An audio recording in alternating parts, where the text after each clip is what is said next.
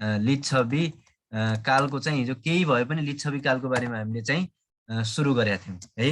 लिच्छवी काल भनेको के हो, यिनीहरू कहाँबाट आएका थिए,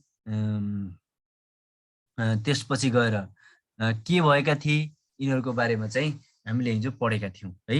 यति मात्र होइन, हिजो लिच्छवीकालीन कर भनेर चाहिँ भाग कर, भोग कर गरेर चाहिँ 3टा कर, मुख्य गरेर राजस्वको स्रोत 3टा कर, अरू सिंकर, सुँगुर कर भनेर हामीले कर पनि पढिसकेका थियौँ है। अब कतिपय साथीहरू छुट्नु भएको छ भने त्यो पछाडि हाम्रो चाहिँ अर्को रेगुलर क्लासमा पछाडि पनि थप भइहाल्छ है। अब त्यसपछि चाहिँ अब म धेरै नजोडिकन है, बाँकी कुरा पछाडि जोडौँला साथीहरू। मैले भने कसैको छुटेको छ भने प्रत्येक दिन रिभिजन गरिराख्न चाहिँ अलिक गाह्रो हुन्छ क्लासमा, कसैको छुटिरहेको छ भने फेरि हामी चाहिँ सुरु गरौँला है। ल अब अहिले एकछिन मैले भने नि केही महत्त्वपूर्ण सोध्नु छन् सोध्नु साथीहरू, नभए नाम के हो चाहिँ यो अन्तिममा सबै कुरा गरौँ है। पहिला चाहिँ क्लियर हुनुहोस्, बुझिएन भने भन्नुहोस् है। बाँकी कुरा चाहिँ पहिला एकदम क्लियर हुँ, अनि बाँकी कुरा त्यसपछि मात्रै। अब मैले हिजै भनिसकेँ, अझ फेरि यो गौतम बोहरा भन्ने को भने प्राइमेरी लेभलमा यो पढ्दैन सर भनेर भन्नुभयो। मैले हिजो त्यत्रो भनेर भएन भने भोलि तपाईँले फेरि गोपाल वंशको पहिलो राजा को हो भनेर क्वेसन सोधिदिन्छ क्या है। त्यो कोर्स आधुनिक कालमा त जिके भनेकै त्यही हो क्या है। त्यही भएर चाहिँ यसमा चाहिँ धेरै उ नगर्नुहोस् है। ल अब हेर्नुहोस् है, हिजो हामीले लिच्छवी कालको सुरु गर्दै थियौँ। अब हामीले चाहिँ लिच्छवीकालीन है सुरु गर्ने चाहिँ लिच्छवीकालीन अड्डाहरू भनेर चाहिँ सुरु गरौँ है त। लिच्छवीकालीन अड्डाहरू भनेर चाहिँ हामीले ख्याल गर्नु पर्यो है। ल अब यति जानिसकेपछि हेर्नुहोस् है, लिच्छवीकालीन अड्डाहरू म तपाईँलाई यहाँ जसरी भन्छु त्यसरी अब ख्याल गर्नु है। अब हिजोको कुरा एकछिन छोड्नुहोस्, एकछिन पछि गरौँला। ल अब लिच्छवीकालीन अड्डालाई मैले भने जनरली मुख्य गरेर लिच्छवीकालीन अड्डालाई मुख्य गरेर लिच्छवीकालीन अड्डा कति थिए भनेर क्वेसन सोध्यो भने 4 प्रकारका मुख्य गरी है। अरू डिटेलमा भनौँला के हुन्। 1मा कुथेर थियो है, 2मा चाहिँ मापचोक, यो जता लेखे पनि फरक पर्दैन है, अनि लिङ्गवल है, र अर्को भनेको तपाईँहरूको चाहिँ यो जहिले तपाईँलाई सोधिराखेको क्वेसन हो, सुल्ली वा सोल्ल है। यसरी चाहिँ लिच्छवीकालीन अड्डालाई चाहिँ मुख्य गरेर कति प्रकारमा विभाजन परिन्छ भनेर क्वेसन सोध्यो भने हामीले चाहिँ लिच्छवीकालीन अड्डालाई मुख्य गरेर 4 प्रकारमा विभाजन गरिन्छ भनेर भन्ने। के हो कसैले सोध्यो भने 4, एउटा कुथेर, एउटा मापचोक, एउटा लिङ्गवल, एउटा सुल्ली। अब भोलि क्वेसन सोधिदिन सक्छ कुथेरले के काम गर्थ्यो है, र त्यसपछि मापचोकले के काम गर्छ, लिङ्गवलले के काम गर्थ्यो, सुल्ली वा सोल्लले के काम गर्छ अथवा गर्थ्यो त्यति बेला, यसरी चाहिँ क्वेसन सोधिदिन्छ। अब तपाईँले यहाँ कसरी ध्यान दिने हेर्नुहोस् है, म तपाईँलाई सम्झाउँछु। अहिले मैले भनेको बेला एकदम राम्रोसँग ध्यान दिनु होला। जसले ध्यान दियो त्यो बुझ्यो, जसले ध्यान दिएन त्यो पछि सोधेर चाहिँ बुझ्दै बुझ्ने है। कुथेर भनेको सम्झिने कसरी है, कुथेर भनेको कुबेर। कुबेर भनेको एकदम धनी मान्छे है, कुबेर भनेको एकदम धनी मान्छे हो, यो सबैलाई थाहा छ है। र कुबेर सम्झिनलाई के है, यो नलेख्नुहोस् है, लेख्ने कुरा म भनिदिन्छु। कुथेर भनेको कुबेर सम्झिने, कुबेर भनेको धनी हो। जस्तै तपाईँले 4 कक्षा कि 5 कक्षामा त्यो धेरै खाने, भुँडी ठुलो भएको, पेट एकदमै अगाडि आएको जस्तो एउटा देखिन्थ्यो नि, त्यसलाई सम्झिने। र कुथेर भनेपछि मान्छे धनी सम्झिने हो, कुबेर धनी सम्झिने हो भने भोलि चाहिँ तपाईँले कसरी सम्झिने, यहाँ कुथेर भनेको कुबेर, कुबेर भनेको धनी। धनी चाहिँ हामी जस्ता जागिर खाएका यसरी पढाउने त धनी हुँदैनन् है। अब धनी कस्ता हुन्छन् भनेपछि धनी जग्गा सम्बन्धी काम गर्ने धनी हुन्छन्। कुथेर भन्ने बित्तिकै धनी आउनु पर्यो। त्यसैले जग्गा सम्बन्धी जे आउँछ सबै के हो, कुथेर। सम्झिनलाई जग्गा सम्झिने खास के हो, भूमि सम्बन्धी मालपोत उठाउने काम है त। भूमि सम्बन्धी मालपोत उठाउने काम कसले गर्छ भनेर क्वेसन सोध्यो भने तपाईँले के भनिदिनु पर्यो भनेपछि सिधै चाहिँ भूमि सम्बन्धी मालपोत उठाउने काम चाहिँ कुथेरले गर्छ है। कुथेर भनेको चाहिँ कुबेर हो भनेर सम्झिने मात्रै है। अब जग्गा सम्झिने तर भूमि सम्बन्धी मालपोत उठाउने काम चाहिँ कसले गर्दो रहेछ, कुथेरले। अब मापचोक भनेर भन्ने है। अब मापचोक भनेको त धेरै साथीहरूलाई थाहै छ यो चोक भनेको है। कतिले थाहा छैन भने चोक त सबैलाई थाहा छ है। चोक भनेको त मलाई लाग्छ सबैलाई थाहा छ। किन, चोकमा के हुन्छन्, केटा र केटी मात्रै हुन्छन् है, र तिनीहरूका गतिविधि हेरेर साध्य हुँदैन। त्यसैले चोकमा के हुन्छन्, केटा र केटी मात्रै हुन्छन्। सम्झिने के, चोकमा केटा र केटी बिच आउने सबै सम्झिने है। सम्झिने कसरी, केटा र केटी, चोक आउने बित्तिकै पछाडि केटा र केटी सम्झिने। अब भन्ने कसरी भनेपछि चाहिँ हेर्नुहोस्, केटा र केटी बिच हुने सम्पूर्ण कुराहरू, यो फेरि केटा र केटी सम्झिनलाई भनेको है। यो जग्गा पनि सम्झिनलाई, भूमि सम्बन्धी मालपोत उठाउने काम भयो, र यो मापचोक भनेको कि चोक आयो नि त, केटा र केटी सम्बन्धी काम गर्ने अड्डालाई चाहिँ तपाईँको चाहिँ मापचोक भनेर भनिदो रहेछ है। अब कसरी सम्झिने, हेर्नुहोस् है, केटाकेटी हुने बिच सम्पूर्ण कुराहरू मापचोकमा हुन्छ। जे केटाकेटीहरू बिच हुन्छन् ती सम्पूर्ण क्रियाकलापहरू मापचोकमा हुन्छन्। जस्तै हेर्नुहोस् त, विवाह केटा र केटी बिच हुन्छ है, सम्बन्ध विच्छेद है, यो पनि केटा र केटी बिच हुन्छ है। अब बहुविवाह यो पनि केटा र केटी बिच हुन्छ है। त्यसपछि पारपाचुके भनेको पनि सम्बन्ध विच्छेदकै एउटा रूप हो है। पारपाचुके है, ल हेर्नुहोस् त कति भयो, यही केटा र केटी विवाह, सम्बन्ध विच्छेद, बहुविवाह, पारपाचुके, यी सबै केमा हुँदो रहेछन्, मापचोकमा है। मापचोकमा चाहिँ हुने रहेछन् भनेर चाहिँ तपाईँले चाहिँ कहिलेकाहीँ चाहिँ व्रतबन्ध चाहिँ एउटा नयाँ छ। हुन त व्रतबन्ध पनि केटा र केटी बिच बिहे हुनका लागि गरिन्छ भनेर सम्झिनु होला, र व्रतबन्ध पनि मापचोक है। मैले के भने सम्झिनुलाई, चोक भन्ने बित्तिकै केटा र केटी सम्झिने, र केटा र केटी बिच हुने सम्पूर्ण क्रियाकलापहरू केमा पर्छन्, मापचोकमा पर्छन्, बस है। अब लिङ्गवल त नामै थाहा छ, लिङ्गवल भनेपछि नामबाटै छ कुलो सम्बन्धी, नामबाटै लिङ्गवल है। यो हाँसी हाँसी पढ्ने हो, कुलो सम्बन्धी कार्य गर्ने अड्डा है। कुलो सम्बन्धी कार्य गर्ने अड्डालाई के भन्दो रहेछ है, अड्डालाई चाहिँ लिङ्गवल भनेर भनिँदो रहेछ। के सम्बन्धी रे, कुलो सम्बन्धी है त। अब हेर्नुहोस् है, कुलो सम्बन्धी कार्य गर्ने अड्डालाई लिङ्गवल भनेर भनिँदो रहेछ भन्ने कुरा त हामीले बुझिहाल्यो। कहिलेकाहीँ के पनि भनिदिएला भनेपछि नहर सम्बन्धी भने त्यो त बुझिहाल्नुहुन्छ। वा चाहिँ अर्को भनिदिने, देवानी किसिमका मुद्दाहरू हेर्ने भने पनि यही हो। किन, कुलो नहर यी भनेका त्यति बेलाका देवानी प्रकृतिका मुद्दाहरू मानिन्थे है। र ती देवानी प्रकृतिका मुद्दाहरू मानिन्थे, र त्यस्ता मुद्दाहरू चाहिँ हेर्ने काम पनि लिङ्गवलले गर्थ्यो। किन, तिनीहरूको मुख्य पेसा नै कृषि। हिजो हामीले पढ्यौँ नि, मुख्य पेसा के हो भन्ने बित्तिकै करलाई सम्झिने। किन, भाग कर, भोग कर र कर। भाग भनेको चाहिँ कृषिमा लगाइने, भोग भनेको पशु पन्छीमा लगाइने, र कर भनेको व्यापार। त्यसैले मुख्य व्यवसाय भनेको कृषि व्यापार रहेछ नि, र त्यसपछि पशुपालन रहेछ हो। त्यही भएर चाहिँ त्यति बेला कुलो चाहिँ बढी चाहिन्थ्यो कृषि कार्य गर्नका लागि, त्यो सम्बन्धी विवाद आइरहन्थ्यो। त्यस्तो विवाद समाधानका लागि लिङ्गवल भन्ने अड्डाले काम गर्थ्यो भनेको भन्ने। अब सुल्ली वा सोल्ल भन्ने त यसले चाहिँ पञ्च अपराध हेर्ने काम गर्थ्यो। त्यतिखेर अपराधको प्रकृति तोकिएको थियो 5वटा अपराधको, ती 5वटा अपराधको चाहिँ पञ्च अपराध हेर्ने काम कसले गर्थ्यो, सुल्ली वा सोल्लले। अब कहिलेकाहीँ सोधिन्छ पञ्च अपराधभित्र के पर्छन् है, त्यो पनि त हामीले जान्नु पर्यो है त। अब पञ्च अपराधभित्र पर्ने चाहिँ जस्तै चोरी है, त्यसपछि डाका है, र त्यसपछि चाहिँ तपाईँको चाहिँ अब अर्को चोरी हत्या है। अर्को भनेको चाहिँ पर स्त्री गमन, अथवा यसलाई ब्राकेटमा तपाईँहरू कसरी पनि लेख्न सक्नुहुन्छ। पर स्त्री गमनलाई कहिलेकाहीँ सोधिदिन पनि सक्छ। अर्को चाहिँ यसलाई जबरजस्तीकरणी, अथवा मैले जक भनिदिएँ है त, जक भनेको जबरजस्तीकरणी है त, थाहा पाउनुहुन्छ नि, अथवा बलात्कार भनेर पनि सोधिदिन सक्छ ल है। पर स्त्री गमन 4मा चाहिँ, अथवा त्यसलाई जक पनि भनिँदो रहेछ भने 5मा चाहिँ राजद्रोह है, राजद्रोह। यसलाई चाहिँ, अथवा यसलाई चाहिँ ब्राकेटमा तपाईँहरू के पनि भन्न सक्नुहुन्छ भनेपछि अपराधमा सघाउने भनेर चाहिँ ब्राकेटमा तलतिर लेख्दैन। भोलि चाहिँ अपराधमा सघाउने भनेर चाहिँ तपाईँहरूको चाहिँ त्यसरी पनि सोधिदिन सक्छ क्या। भनाइको मतलब चाहिँ पञ्च अपराधमा देखाएका कुन पर्छन् भनेर चोरी, डाका, हत्या, अनि त्यसपछि पर स्त्री गमन, अनि अपराधमा सघाउने भन्नेलाई के, त्यो भने बेला हामीले के गर्नु पर्यो, टिक लाउनु पर्यो है त। त्यसपछि पर स्त्री गमन भनेको त जक भने पनि त्यो बुझिहाल्नुहुन्छ है। चोरी र डाकामा धेरै फरक छ है। एकपटक चाहिँ लोकसेवामा चाहिँ क्वेसन के सोधिदियो भनेपछि चाहिँ नकबजनी चोरी भनेर भनिदिएको थियो। त्यो नकबजनी चोरी भन्नुको अर्थ चोरी नै हो है, त्यो चाहिँ ख्याल गर्नु। नकबजनी चोरी त्यो भनेको चोरी नै हो, त्यो पनि ख्याल गर्नु होला। र यी चाहिँ पर्छन् भनेर चाहिँ मुख्य गरेर लिच्छवीकालीन अड्डा कति थिए भनेर तपाईँले चाहे क्वेसन सोधोस्, अथवा चाहिँ यिनले के काम गरोस् भनेर सोधे पनि तपाईँले चाहिँ लिच्छवीकालका मुख्य गरेर अड्डा चाहिँ यी हुन् है, अथवा यिनले यो काम गर्थे है भनेर चाहिँ तपाईँले सरस्वती पढ्न सक्नुहुन्छ है त।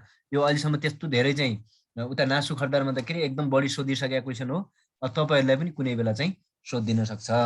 अब हेर्नुहोस्, यसैमा तपाईँले यी त मुख्य अड्डा भयो, मैले अब मेटेँ है यो। अब त्यसपछि तपाईँले चाहिँ सहायक अड्डा भनेर चाहिँ अड्डाहरू भनेर, यी ती मुख्य 4 प्रकारका भए। सहायक अड्डाहरू भनेर के याद गर्न सक्नुहुन्छ, जस्तै तपाईँले के हो भनेपछि अब चाहिँ अथवा के भन्न सक्नुहुन्छ, ल वृष्टि भन्न सक्नुहुन्छ है। ल मैले चाहिँ केही चाहिँ उदाहरण दिइदिन्छु, यो तपाईँले आफै पनि पढ्नुपर्ने चिज हो। वृष्टि भनेको झारा सम्बन्धी सम्बन्धी कार्य गर्ने अड्डा। अब तपाईहरु भन्नु होला झारा भनेको के भनेर भन्नु होला है त। झारा भनेको चाहिँ सरकारी कर्मचारी वा है त्यति बेला है सरकारी कर्मचारी वा है राज परिवारका सदस्यले सर्वसाधारण जनतालाई चाहिँ बिना पारिश्रमिक काममा लगाउने प्रथालाई चाहिँ झारा प्रथा भनेर भनिन्थ्यो है त। कसले रे? सरकारी कर्मचारी अथवा राज परिवारका चाहिँ ती व्यक्तिहरूले चाहिँ सर्वसाधारणलाई बिना पारिश्रमिक काममा लगाउँथे, त्यसैलाई के भनिन्थ्यो? झारा भनिन्थ्यो। भने झारा सम्बन्धी काम गर्ने अड्डालाई चाहिँ फेरि के भन्ने रहेछ? वृष्टि भनेर चाहिँ भन्ने रहेछ भनेर चाहिँ सम्झिनु पर्यो है त, वृष्टि। र अर्को तपाईले कहिलेकाहीँ सोधिराख्ने भनेको चाहिँ यो भट्टा अझ भट्टा अध्यक्ष भनेर भन्थ्यो है। अब यो धेरै बुकमा भेटाउनुहुन्न। भट्टा अध्यक्ष भनेको पद हो जस्तो लाग्छ तपाईलाई है। अध्यक्ष भनेपछि यो सेना सम्बन्धी कार्य गर्ने अड्डा थियो त्यति बेला है त। सेना सम्बन्धी कार्य गर्ने अड्डा चाहिँ यसलाई भनिन्थ्यो भनेर चाहिँ भट्टा अध्यक्ष भनेर भनिन्थ्यो। यो पनि तपाईले ख्याल गर्नु होला। फेरि चाहिँ त्यो पद छुट्टै छ है, म भन्दैछु पदको कुरा फरक कुरा हो। यो चाहिँ तपाईहरुले ख्याल गर्न सक्नुहुन्छ है त। 1 मिनेट है साथीहरु।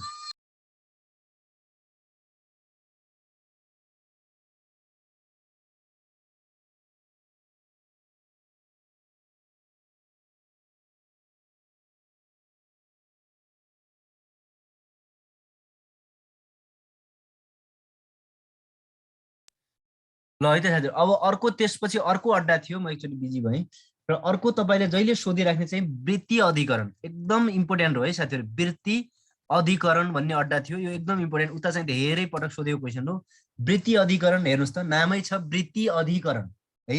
अब यो के गर्थ्यो? अधिकरण भनेपछि अगाडि जस्तै हो। यसले त्यति बेला जागिर र तलब दिने काम गर्थ्यो है। जागिर जनरली निजामती कर्मचारी त्यति बेला थिएनन् है जनरली, तर पनि यसले चाहिँ अन्य कर्मचारीहरूलाई पनि जागिर र के दिने? तलब दिने काम गर्थ्यो।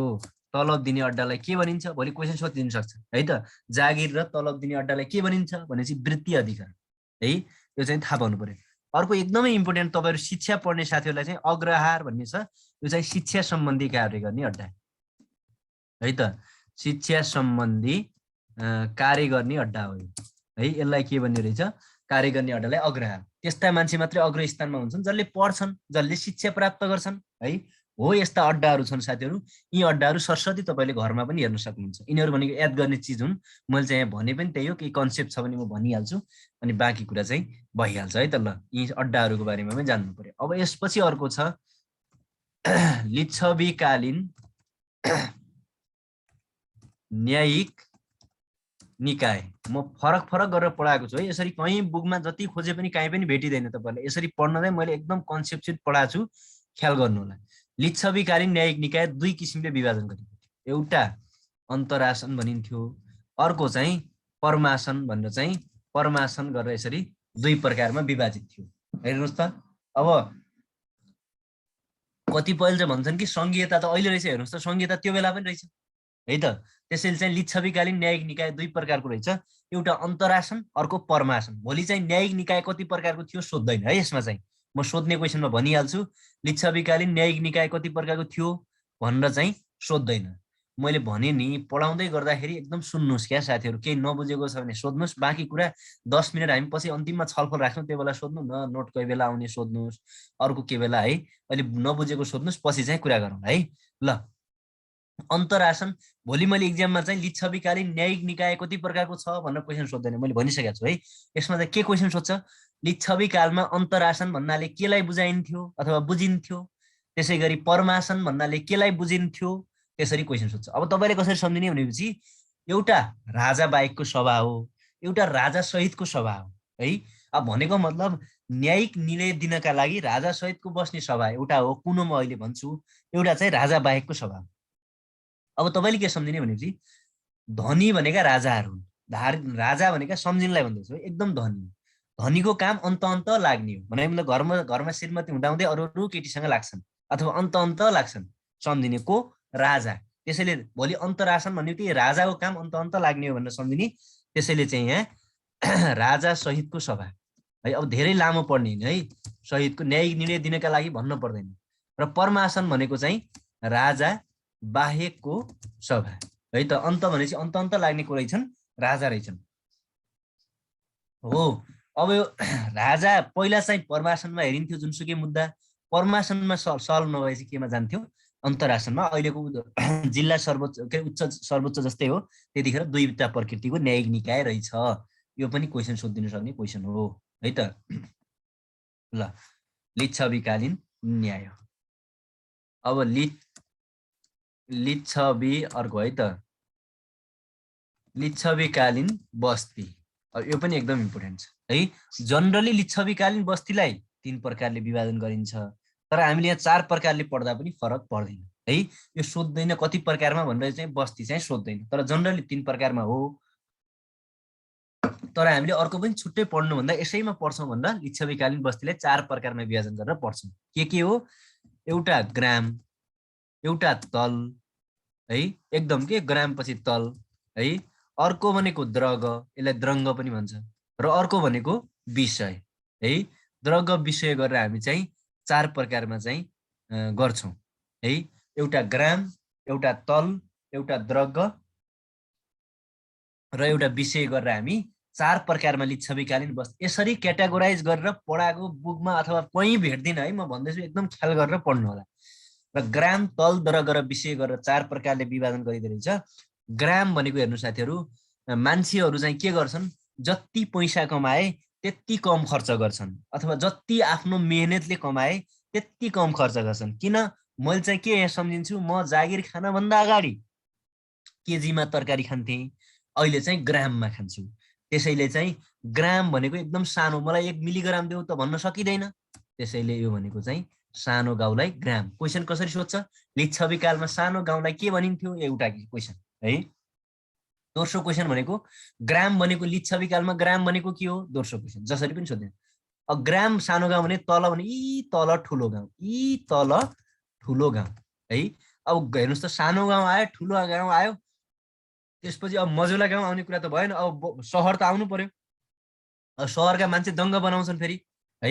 त्यसैले सहरी वा व्यापारिक बस्ती भनेर चाहिँ भन्न सक्छौँ द्रगी भनेको। किन? द्रग भनेको बजारका मान्छेले दङ्ग बनाउँछ। किन? ओल्लो घर हुन्छ, पल्लो घर हुन्छ, अथवा यताको घरको मान्छे मऱ्यो भने उताको घरलाई थाहा हुनु, द्रग मान्छे अथवा हामी आफै दङ्ग पर्छौँ। के चाहिँ समाज हो भन्ने है। त्यसैले त्यसरी सम्झिने। विषय भनेको चाहिँ जिल्ला हो है। विषय भनेको लिच्छवीकालमा के हो? जिल्ला हो भनेर चाहिँ। अब क्वेसन विषय भन्दा लिच्छवीकालले केलाई जनाउँथ्यो भनेर क्वेसन सोध्यो भने जिल्ला भनेर हामीले भन्न सक्छौँ। त्यसैले ग्राम, तल, द्रग र विषय गरेर चाहिँ 4 प्रकारमा चाहिँ हामीले विभाजन गरेर लिच्छवीकालीन बस्तीलाई चाहिँ पढ्दा रहेछौँ भनेर त्यो पनि तपाईँहरूले जान्नु पर्यो है त। यो पनि कहिलेकाहीँ तपाईँहरूलाई सोधिहाल्यो भनेपछि यो हेर्दाखेरि एकदम सजिलो है, पढेपछि आइहाल्छ यो त के छ र भने जस्तो हुन्छ। तर अलिकति जोड दिएर पढ्नुपर्ने चाहिँ हो है। यो लिच्छवीकालीन बस्ती पनि चाहिँ अलिकति ख्याल गरेर पढ्नुपर्ने हो। अब लिच्छवीकालीन दण्ड व्यवस्था, यो पनि कहिलेकाहीँ चाहिँ सोधिदिनुहोस्। हो, ग्रामीण शब्द ग्रामबाट एकदम नेपालमा चाहिँ विकास भएको है, एकदम ठिक हो। ल अब हेर्नुहोस् है। अब यसपछि हामी के जाउँ भनेपछि चाहिँ अब मैले एकदम डिटेलमा पढाएको छु, नआत्तिनु होला है। म त्यो टार्ने हिसाबले पढाउँदिनँ है। लिच्छवीकालीन दण्ड व्यवस्था है। यति दिनमा क्लास सकाउनुहोस् है, आजको भोलि गराउनुहोस् भन्ने ठाउँमा हामी म पढाउँदिनँ है। त्यसैले 1 दिन लाग्ने ठाउँ 2 दिन लाग्छ मेरो चाहिँ। अलिकति डिटेलमा पढ्छौँ लिच्छवीकालीन दण्ड व्यवस्था है। ल दण्ड यो अहिलेसम्म चाहिँ उता 2 पटक सोधेको छ नासु खर्दारलाई है, 1 पटक अफिसरलाई सोधेको छ। अब तपाईँलाई चाहिँ अब सोध्छ सोध्दैन त्यो फरक कुरा हो, तैपनि हामीले जान्नु पर्यो। जनरली चाहिँ लिच्छवीकालीन दण्ड व्यवस्थालाई चाहिँ 5 प्रकारमा विभाजन गरिन्छ। म तपाईँलाई यहाँ त्यसरी गर्छु। एउटा चाहिँ वागदण्ड है, वागदण्ड। यो सम्झिने, अरू केही सम्झिन पर्दैन, म तपाईँलाई एकछिनमा याद गराइदिन्छु है। अरू केही पनि चाहिँदैन। दण्ड, धिकदण्ड है। अर्को चाहिँ धिकदण्ड रहेछ है। अर्को भनेको बधी भनेपछि बधदण्ड है त, बधदण्ड। र अर्को त्यसपछि भनेको चाहिँ धनदण्ड है त, धनदण्ड। अर्को भनेको सर्वस्व हरण गरेर चाहिँ यति गरेर चाहिँ दण्ड व्यवस्था चाहिँ यसरी लिच्छवीकालमा चाहिँ कति प्रकारको रहेछ? 4 प्रकार, के सरी 5 प्रकारका दण्ड व्यवस्था रहेछ। कहिलेकाहीँ यो पनि वागदण्डले के जनाउँथ्यो भनेर क्वेसन सोध्यो नि। अब बाघ हेर्नुहोस्, बाघको कामै हप्काउने हो कि होइन? अरूलाई हप्काउने। अरू के गर्छ र? बाघको कामै के हो? हप्काउने हो। सम्झिनुहोस् है। बाघको कामै हप्काउने हो भनेपछि अब यहाँ बाघदण्डले के जनाउँथ्यो भने चाहिँ हप्काउने। बुझ्नुभयो नि? भनाइको मतलब त्यति बेला हप्काउने काम चाहिँ बाघदण्ड भनिन्थ्यो क्या, हप्काउनेले। बुझ्नुभयो नि? कसैले हप्कायो भने ए यसले त बाघदण्ड खायो भनिन्छ, किनकि बाघको कामै हप्काउने हो। सम्झिनुहोस् है। र त्यसपछि धिकदण्ड, म तेरो धिक मरुन्जेल बेइज्जत गर्ने हो भन्छ नि। म तेरो कति म बेइज्जत गर्ने हो, धिक मरुन्जेल बेइज्जत गर्ने हो। त्यसैले धिक भनेको बेइज्जत गर्नुलाई त्यति बेला के भनिन्थ्यो? बेइज्जत। बेइज्जत गर्ने कामलाई चाहिँ, बेइज्जत गर्नेलाई के भनिन्थ्यो? धिकदण्ड भनेर भनिन्थ्यो। कसैको बेइज्जत गरिने ए यसले त धिकदण्ड खायो भन्छ। सम्झिने कसरी? म तँलाई धिक मरुन्जेल के गर्छु? गाली गर्छु भनेर चाहिँ सम्झिने। अब बददण्ड भन्यो। अब नामै के छ? बद है। अब बददण्ड भनेको चाहिँ अङ्गभङ्ग गर्ने। अब यो चाहिँ सम्झिनुहोस् है। अङ्ग भङ्ग गर्नेलाई के भन्ने रहेछ? बददण्ड भनेर भन्ने रहेछ। बददण्ड भनेको चाहिँ अङ्गभङ्ग गर्ने। कसैको अङ्गभङ्ग गरियो भने त्यसलाई बददण्ड दिइयो भनेर भनिन्छ। अब धनदण्ड त सबैले याद गरिहाल्छ, जरिमाना गर्ने। यो त के पढ्नु पर्यो? यो सोध्नु पनि सोध्दैन होला मेरो विचारमा है। किन सोध्दैन भनेपछि धनदण्ड भनेको त जरिमानै गर्ने हो त, अरू के गर्ने है। सर्वस्व हरण भनेको सर्वस्व हरण गर्ने, यो त सबै अब सबैले उताबाटै थाहा छ है। सर्वस्व हरण गर्ने त्यही हो, अरू केही पनि है त। यहाँ पढ्नुपर्ने के रहेछ? बाघ रहेछ, धिक रहेछ, बद्ध रहेछ। तिनवटा चाहिँ मुख्य गरेर पढ्नुपर्छ। बाघ भनेको मैले भनिहालेँ हप्काउने, धिक भनेको बेइज्जत गर्ने है त, बददण्ड भनेको अङ्गभङ्ग गर्ने है, बध भनेको अङ्गभङ्ग। अब यसमा याद गर्नु पनि एउटा बददण्ड मात्रै भयो, किन? बाघको कामै हप्काउने हो, धिक भनेको धिक मरुन्जेल बेइज्जत गर्ने हो। ल, योभन्दा धेरै भन्न कण्ठ होस् है त। अर्को छ लिच्छवीकालीन है त। जनरली अब के पढौँ भनेपछि मैले अब बस्ती पनि भयो, अब लिच्छवीकालीन मैले के भनिदिएँ? ल, कन्फ्युजिङ तीन तथ्य भनेर भनिदिएँ। यो भन्नुको अर्थ के हो भनेपछि यो झुकिराख्ने है। कन्फ्युजिङ तीन तथ्य भनेर चाहिँ तिनवटा कुरा चाहिँ पढाउँछ यसमा। तिनवटा जहिले झुकिराख्छ क्या यो। अब मैले यसरी फरक टाइटलै बनाइदिएँ कि, किन भन्दा सजिलो हुन्छ तपाईँहरू बिर्सिनु। के झुकिन्छ हेर्नुहोस् त। तपाईँले जहिले झुक्किने चाहिँ के हो भनेपछि मानिका है, तुलादण्ड र चाहिँ ताम्रकुटशाला है त। के भएछ? ताम्रकुटशाला।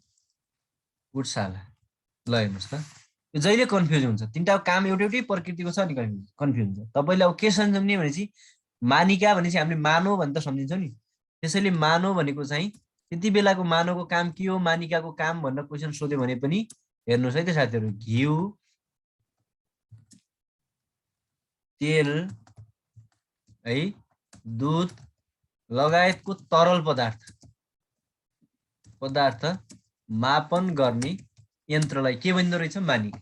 बुझ्नुभयो नि? मानिका भनेको मानव जस्तै सम्झिने, तर यसले के मात्रै मापन गर्ने रहेछ? तरल पदार्थ है। घिउ, तेल, दुध लगायतको तरल पदार्थ मापन गर्ने चाहिँ यन्त्रलाई के भन्दो रहेछ लिच्छवीकालमा? मानिका। अब तुला भनेको तुलादण्ड भनेको हेर्नुहोस् त, अहिलेको ढक तराजु जस्तै तराजु तुरा, तबाट आएको छ नि त, तराजु तुरा है। तुलादण्ड।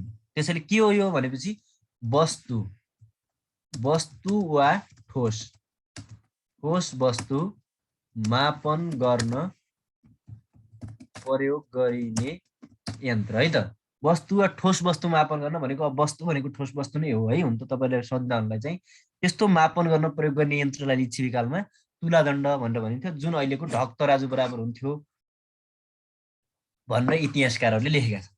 अब ताम्रकुटशाला, नामै छ ताम्र भनेपछि तामा वा तावाका सामग्री बनाउने ठाउँलाई।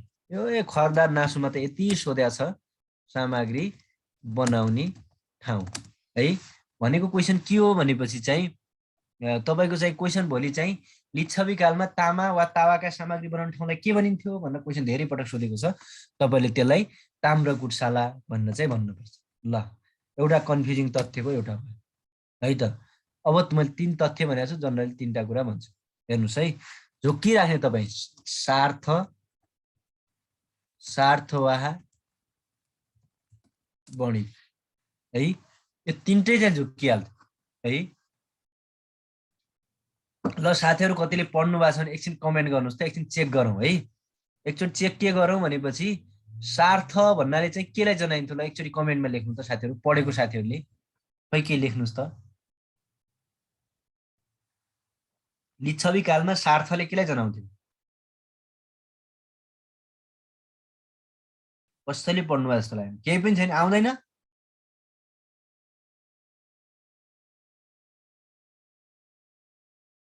ल व्यापारीको नेता भनेर भन्यो, ल आउँदैन।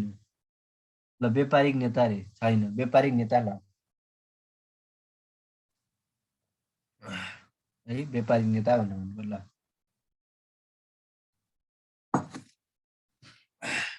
ल खै त खै,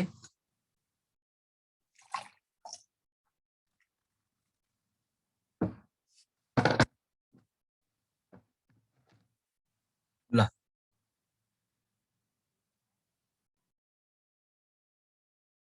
अब चाहिँ ऐको छोड्नुहोस् क्या साथीहरू, ऐको अब छोड्नुहोस् एकछिन है, ध्यान दिनुहोस्। म फेरि पनि भनिदिउँला है, एकचोटि ध्यान, त्यो बेला चाहिँ बहुत ध्यान दिनुहोस् है। ल के हुन्छ यो सरले चाहिँ यो सबैलाई गर्नुपर्ने एसेट मलाई देखाइरहेको छ त।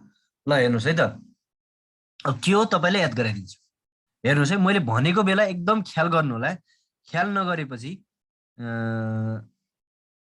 सत्वा भनेको के हो, ल के हो म भन्ने भन्दैछु, त्यो त सार्थ, सार्थभाव बढेको भनेको के हो भन्दैछु है त। सार्थ भन्ने बित्तिकै हेर्नुहोस् है, सार्थ, मलाई ध्यान दिनु होला है, साथी व्यापारी भइसक्यो। सार्थ भनेको साथी जस्तै भइसक्यो नि, साथी व्यापारी भइसक्यो। वाह, एकजना साथी व्यापारीको नेता भएर चाहिँ त्यसलाई वाह भनेर भनेका छन् मान्छेले, व्यापारीको नेता, त्यसलाई के भने वाह भने, व्यापारीको नेता के वाह आयो नि त, नेतालाई पो वाह भन्ने हो है। हुन त अहिले हामी फेरि नेता भन्ने बित्तिकै के आयो, चोर आयो, के भन्छौँ, त्यस्तो होइन कि। मैले भन्नु खोजेँ वाह, हेर्नुहोस् त, साथी व्यापारी भइसक्यो, सार्थ भनेको व्यापारी रहेछ, सार्थ वाह भने चाहिँ ओहो नेतालाई वाह भन्छन् व्यापारीको। र बणिक भनेको चाहिँ साधारण व्यापारी, आफू चाहिँ साधारण व्यापारी छु, त्यसैले मलाई चाहिँ बणिक भनेर चाहिँ भन्नु पर्यो है त। त्यसैले सार्थ भनेको व्यापारी है, सार्थवाहा भनेको व्यापारीको नाइके, नेता अथवा नाइके भने हुन्छ, नेता भने हुन्छ है त, वाहा। र बणिक भनेको साधारण व्यापारी। यसरी चाहिँ तीनटा कुरा चाहिँ ख्याल गर्नु पर्यो, यो पनि जहिले कन्फ्युज भइराख्ने चिज हो। ल अघिल्लो भन्नुभयो, ल स्क्रिनसट हान्नु त हो, ल सबैले हान्नुहोस्, छिटो हान्नुहोस् है यो फेरि। ल ल मैले हटाइदिएँ है।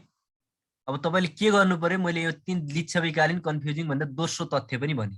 दोस्रोमा के रहेछ, सार्थ भनेपछि साथी व्यापारी भइसक्यो है, र त्यसपछि अर्को वाहा भन्यो भने चाहिँ व्यापारीको नाइके भइसक्यो। त्यो त समस्या भएन। ल अब तपाईँहरू भनिहाल्नुहुन्छ भनेर चाहिँ भने मैले। हेर्नुहोस् त, लिच्छविकालीन कर पनि भने, लिच्छविकालीन तपाईँहरूको चाहिँ पुनः व्यवस्था पनि भने है, लिच्छविकालीन न्यायिक निकाय पनि भने, धेरै कुरा भनिसकेँ मैले लिच्छविकाल है।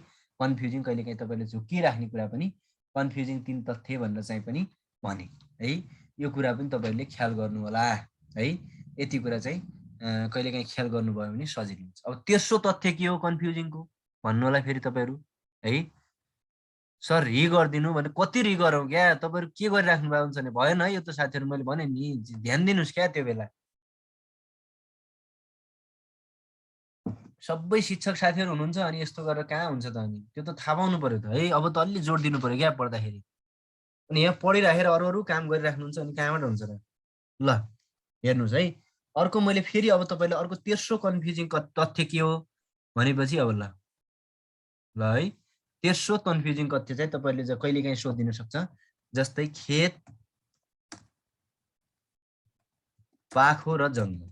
अब लिच्छवी कालमा खेतमा के गरिन्थ्यो भनेर क्वेसन सोध्यो भनेपछि यसमा कृषि कार्य गरिन्थ्यो है, कृषि कार्य गरिन्थ्यो। खेतमा के गर्ने रहेछ, कृषि कार्य गरिन्छ है त। र पाखोमा के गरिन्थ्यो भनेर भने, अब पाखोमा हामी कति लाग्ला, यहाँ पनि त कृषि गरिएला भनेर चाहिँ भन्नु होला। यहाँ चाहिँ घाँस काट्नको लागि प्रयोग गरिन्थ्यो त्यतिखेर है त, घाँस काट्न प्रयोग गरिन्थ्यो। अब जङ्गल भनेको के हो भन्ने भनेपछि यहाँ चाहिँ फलफुल खेती र पशुचरण गरिन्थ्यो। फलफुल खेती र के गर्ने रहेछ, पशुचरण गर्ने रहेछ। बस यति कुरा चाहिँ बुझ्नु पर्यो। फलफुल खेती र के गर्ने रहेछ, पशुचलन चाहिँ गर्ने रहेछ भनेर चाहिँ भन्नु पर्यो। खेतमा चाहिँ के गरिन्थ्यो भनेर क्वेसन सोध्ने, कृषि कार्य गरिन्थ्यो। पाखोमा घाँस काट्ने काम गरिन्थ्यो। जङ्गलमा चाहिँ फलफुल खेती र पशुचरण गरिन्थ्यो लिच्छविकालमा भनेर यति पनि तपाईँहरूले जान्नु पर्यो। ल अब केही लिच्छविकालीन राजाहरू, अब चाहिँ अलिकति झ्याउला जस्तो हुन्छ तर पढ्न बहुत रमाइलो हुन्छ राजाहरू है त। ल एकमा चाहिँ पढौँ सुपुष्प है। एकमा के पढ्ने सुपुष्प है। अब सबै लिच्छविकाल पढेर साध्य हुँदैन है। मुख्य मुख्य राजाहरू पढ्ने नामै हेर्नुहोस् त साथी। अब बहुत ख्याल गर्नु ल। अब यसपछि राजा पढ्दै गयो भने त यति कन्फ्युजिङ भइन्छ एउटाले पनि। यसले हो मानदेवले बनाएको पनि हो कि अंशुवर्माले बनाएको पनि हो कि अंशुवर्माले चला हो कि जस्तो कन्फ्युज भएको भइ हुन्छ। र त्यही भएर एकदम ख्याल गर्नुभयो भने चाहिँ फेरि एकदम सजिलो पनि हुन्छ है। ल हेर्नुहोस् मैले यहाँ के भनेको छु नामै सुपुष्प भनेर भनिदिएको छु है। नामै के रहेछ सुपुष्प, नामबाटै काफी छ है त। अब हेर्नु साथीहरू अब तपाईँले के चाहिँ भन्न सक्नुहुन्छ भनेपछि अथवा चाहिँ के सकिन्छ भनेपछि यहाँ आधा स छ नि त सुपुष्प, आधा के छ स छ है। अब आधा के छ अरे स। अब आधा स हुनु भनेको के हो हेर्नुहोस् है। आधा स हुनु भनेको आदि पुरुष हुनु। म तपाईँले सम्झाउँला यस्तो लामो भनेको है। भनेको मतलब लिच्छवी कालमा सुपुष्पलाई आदि पुरुष भनेर चिनिन्छ। भोलि चाहिँ आदो पुरुष भनेर कसलाई चिनिन्छ सुपुष्प। जहाँ अप्सनमा आधा स देखिन्छ त्यही टिक लाउनु। आदो पुरुष भनेको युक्त पुरुष है। ल अब अर्को तपाईँले के भन्छ नामै सुपुष्प। यिनलाई देवल साह्रै मनपर्छ त्यसैले चाहिँ पशुपतिको देवल बनाउन लगाए अथवा बनाए भने पनि हुन्छ है। देवल बनाए है। अब भोलि क्वेसन सोध्छ पशुपतिको देवल बनाउने भने यस्ता देवल चाहिँ कस्तो देवल पशुपति कतिपय जान्नु भएको छ भने त्यहाँ कम्प्लिट देवल छैन, त्यहाँ आधा देवल छ। त्यस्तो देवल बनाउने काम चाहिँ आधा पुरुषले नै गरे सुपुष्पले बनाए है। यिनले त्यति मात्र होइन अर्को भनेको वर्ण व्यवस्थाको सुरुवात गरे है। एकदम इम्पोर्टेन्ट क्वेसन है साथीहरू। चाहिँ वर्ण व्यवस्थाको सुरुवात पनि कसले गरेछन् सुपुष्प। त्यसैले यिनलाई चाहिँ यस्तो राम्रो काम गरेकाले यिनलाई चाहिँ लिच्छवी कालीन अथवा लिच्छवी कालका संस्थापक भनेर चाहिँ चिनिन्छ है त। लिच्छवी कालका संस्थापक भनेर कसलाई चिन्ने रहेछ सुपुष्पलाई। किन चिनियो भन्ने कुरा तपाईँले बुझिहाल्नुभयो है। किन चिनियो त पशुपतिको देवल बनाएका कारणले चिनियो, वर्ण व्यवस्थाको सुरुवात गरेका कारणले चिनियो, लिच्छवी कालका संस्थापक भएका कारणले चिनियो है त हो। त्यसैले चाहिँ जनरली मैले तपाईँलाई याद गराउनलाई भन्दैछु है। लिच्छवी कालका संस्थापक भने पनि को हुन् सुपुष्प है। कतिपयले बुकमा भेट्नुलाई ए सुपुष्प भनेका त चौथौं पुस्ताका राजा हुन्। नि कसरी चाहिँ तपाईँको चाहिँ लिच्छवीकालीन प्रथम राजा के अरे पहिला चाहिँ पढ्यौँ संस्थापक कसरी भयो भन्ने हुन्छ नि। कहिले काहीँ के हुन्छ भने चाहिँ एउटाले सुरुवात गरे पनि त्यसको चाहिँ व्यवस्थित जसले गर्यो त्यसलाई संस्थापक भन्ने स्थिति हुन्छ। यहाँ पनि त्यसैले यिनलाई के भनिएको सुपुष्पलाई संस्थापक अथवा चाहिँ लिच्छवीकालीन संस्थापक भनेर चाहिँ चिनिएको हो, जसले पशुपतिको देवल बनाएका थिए भन्ने कुरा चाहिँ तपाईँले जान्नु पर्यो। यिनले पशुपतिको देवल मात्रै होइन साथीहरू, पशुपतिमा सुनको छाना हाल्न समेत सहयोग गरेका थिए। छाना हाल्न के गरेका थिए सहयोग गरेका पनि थिए। अब खास छाना हाल्ने चाहिँ शिवदेव प्रथम हुन् तर सहयोग चाहिँ कसले पनि गरेका रहेछन् है। तपाईँले चाहिँ देवल भनेको के हो भनेपछि वाल के वाल पशुपतिको देवल है। पशुपतिमा सुनको छाना हाल्न सहयोग गरेका रहेछन् कसले सुपुष्पले। भोलि चाहिँ कहिलेकाहीँ पशुपतिमा सुनको छाना हाल्ने को हुन् भनेर चाहिँ शिवदेव प्रथम अप्सन दिएन भने त्यो बेला शुभदेव पनि फेरि सुपुष्प पनि ठिक लाउनु पर्छ है त। यिनले चाहिँ अर्को चाहिँ एकदम धेरै पटक सोधेको है साथी, भूमि र जग्गा सम्बन्धी मर्यादा बाँधेका थिए। यति जग्गा यसरी प्रयोग गर्न पाउने, जग्गाको सिस्टम यो हो भनेर चाहिँ भूमि र जग्गा सम्बन्धी मर्यादा बाँध्ने काम अथवा चाहिँ काम पनि कसले गरेका थिए यिनैले चाहिँ जान्नु पर्यो भनेर चाहिँ जान्नु पर्यो सुपुष्प है त। कहाँ 13औं आयो क्या यिनी चाहिँ चौथो पुस्ताका राजा हुन् क्या है। चौथो पुस्ताका राजा हुन् तर चाहिँ जनरली हामीले पढ्दाखेरि चाहिँ जान्नु पर्यो है। पर्खाल भन्नुभएको क्या देवल भनेको पर्खाल नै हो कि है। ल यति कुरा चाहिँ तपाईँले जान्नु पर्यो। एकमा सुपुष्प हामी अनावश्यक पढ्दैनौँ, चाहिने मात्रै पढ्छौँ है। दुईमा मानदेव। मानदेव नामै छ मानदेव, मानदेवलाई मान। यिनलाई 16औं पुस्ताका राजा भनिन्छ तर त्यो 16औं पुस्ताका या हामीले याद गरिराख्नु पर्दैन है। यिनी 521 देखि 562 सम्म चाहिँ राजा भएका थिए भनेर कतैले रट्नुहुन्छ भने त्यो नरट्नु होला। अब काम छैन त्यसरी रटेर काम छैन। अहिलेसम्म नासु खड्ताले नि सोधेको छैन, अफिसरलाई नि सोधेको छैन, तपाईँलाई नि सोध्दैन, त्यो त्यसै पढ्नु टाउ दुखाउनु मात्रै हो है। तपाईँले चाहिँ ख्याल गर्नु पर्यो है त। लिच्छवीकालीन राजाहरूमा हामीले के गर्यौँ मानदेव है त। पहिलो राजा जयदेव हामीले भनेका छौँ त जयदेव प्रथम नै हुन् है। हामीले यहाँ पढ्दाखेरि चाहिँ त्यही भएर संस्थापक भनेको कारणले पहिला पढ्यौँ क्या है। अब मानदेव भनेर अब नामै मानदेव है। नेपालको इतिहासमा अथवा चाहिँ मानदेवलाई पहिलो प्रमाणिक राजा भनेर चाहिँ चिनिन्छ है। यसलाई के भनेर चिन्दो रहेछ अरे? पहिलो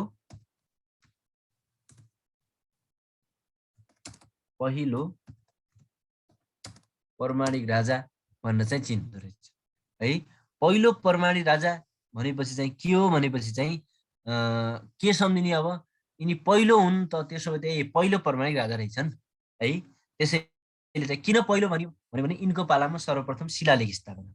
तर म जसरी लेख्छु सकभर त्यसरी लेखेपछि तपाईँलाई सजिलो होला है। यसमा चाहिँ के सम्झिने भनेपछि एकजना मानदेव नामक व्यक्ति थिए भन्न सक्छ है। यिनका दुई भाइ थिए। यिनी चाहिँ विदेशमा काम गर्न गएका थिए है। घरमा बुबा आमा दुईजना र एकजना अर्को भाइ थिए है। आफू मानदेव चाहिँ विदेश गएका थिए। सम्झिने आइडिया है, म सम्झिने आइडिया मात्रै भन्दैछु। र तिनी विदेश गइसकेपछि भयो के भनेपछि चाहिँ विदेशबाट चाहिँ तपाईँको चाहिँ जनरली है, र विदेशबाट यिनी घर आए। घर आउँदाखेरि चाहिँ यिनको बुबा बितेर चाहिँ यिनलाई सती लिन लागेको रहेछ र त्यसपछि यिनले आमालाई सती जानबाट रोके। त्यहाँबाट कथा सुरु गर्ने है। सम्झिने मनमा चित्र, आमालाई सती जानबाट रोक्ने राजा कौन भनेर क्वेसन सोध्यो भनेपछि मानदेव हुन्। अब हेर्नुहोस्, आमालाई सती जानबाट रोक्ने भएपछि तिनलाई घर बनाउनु पर्यो कि परेन? त्यसैले के गरे भनेपछि यिनले तिनलाई घर बनाउनलाई चाहिँ मानगिरिय बनाए। हेर्नुहोस् है, घर बनाए, सम्झिँदै जाने है। आमालाई सती जानबाट रोकेपछि त घर चाहियो, मानगिरिय भनेको नेपालको पहिलो राजदरबार पनि हो है। ख्याल गर्नु होला, नेपालको पहिलो राजदरबार कुन हो भनेर क्वेसन सोधे पनि मानगिरिय टिक्लाउ है। र आमालाई यिनले के गरे रे?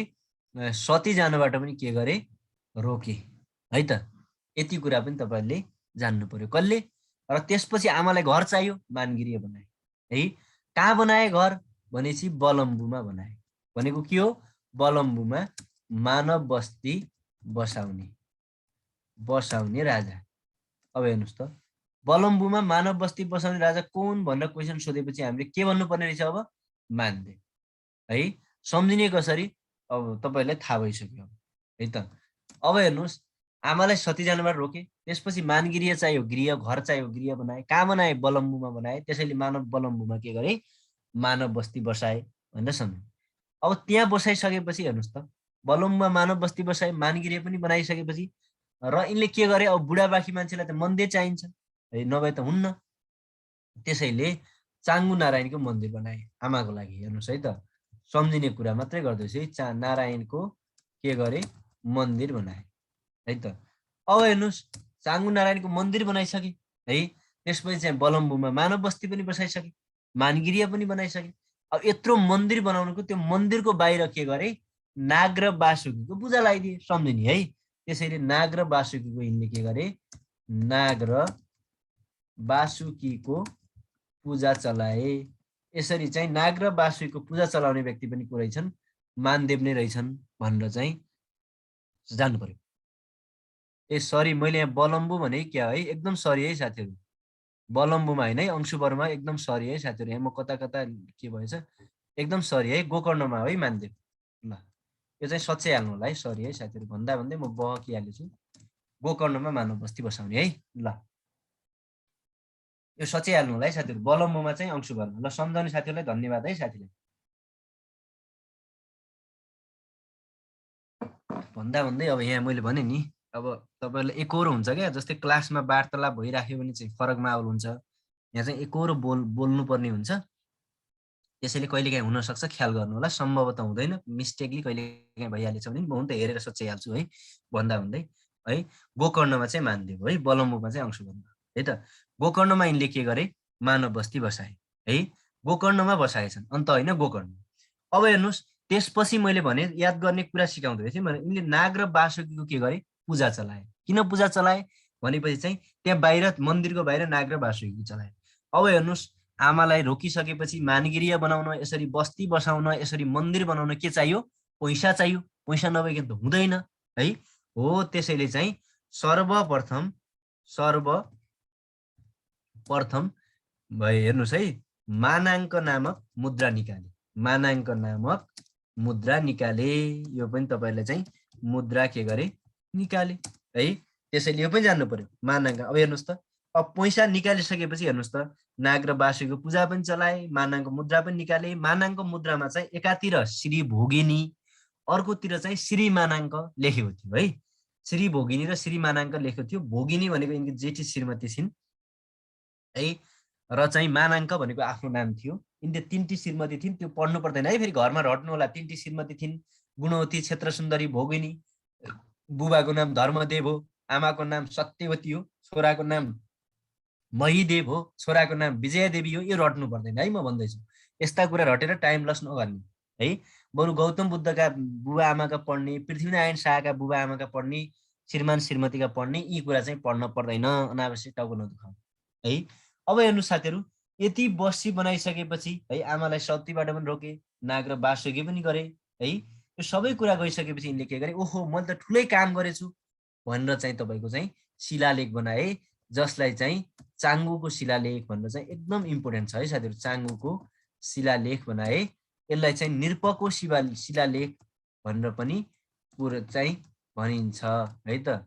निरपको शिलालेख भनेर पनि भनिन्छ है। त्यसपछि चाङ्गुको शिलालेख बनाए र यो शिलालेखमा आफूभन्दा 3 पुस्ता अगाडिका राजाहरूको विवरण पनि के गरे, व्याख्या गरे है।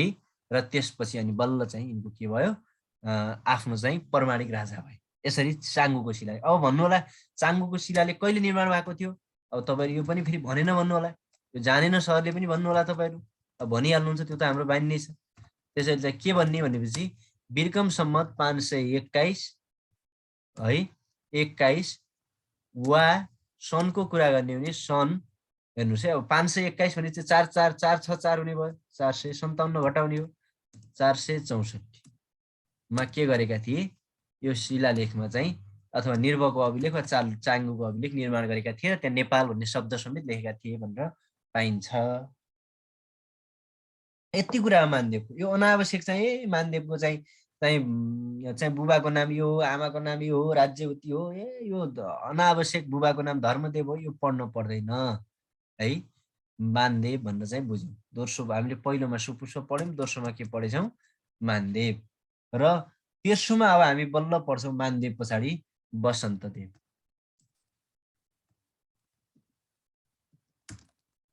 वसन्तदेव ल एकछिन है साथीहरु, म 1 मिनेट चाहिँ वाशरुम गएर आएँ। 1 मिनेट चाहिँ त्यहाँ यसो रेस्ट गर्दै गर्नुस् है। 1 मिनेटमा आइहालेँ।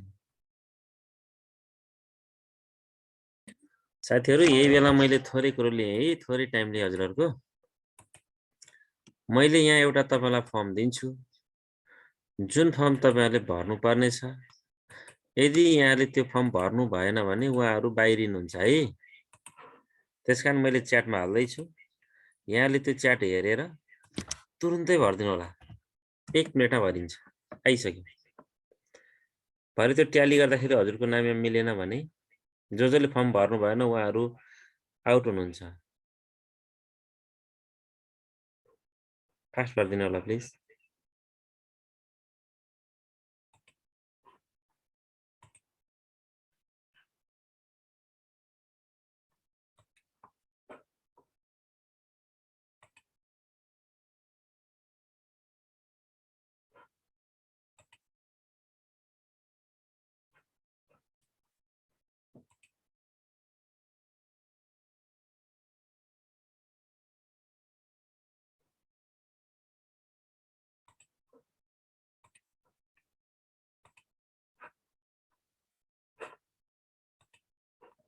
तीन जनाले भर्नुभयो, 4 जना।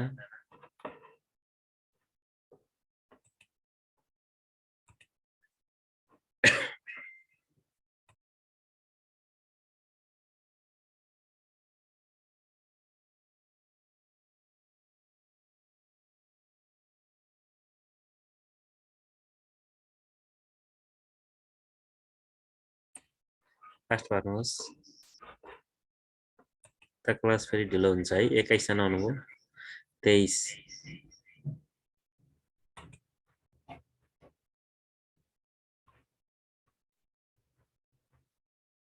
अहिले स्कुलमा छु भन्नुभएको छ, जहाँ भए पनि हुन्छ, फर्म भरिदिने हो। मेसेजमा आएको च्याटमा हजुरको लिङ्क पठाएको छु, त्यो लिङ्क भरिदिनु होला। मैले त पाइनँ भन्नुभएको छ, पाउनुहुन्छ, त्यहाँ छ हेर्नुहोस्। मेरोमा त आएन भन्नुभएको, आहा।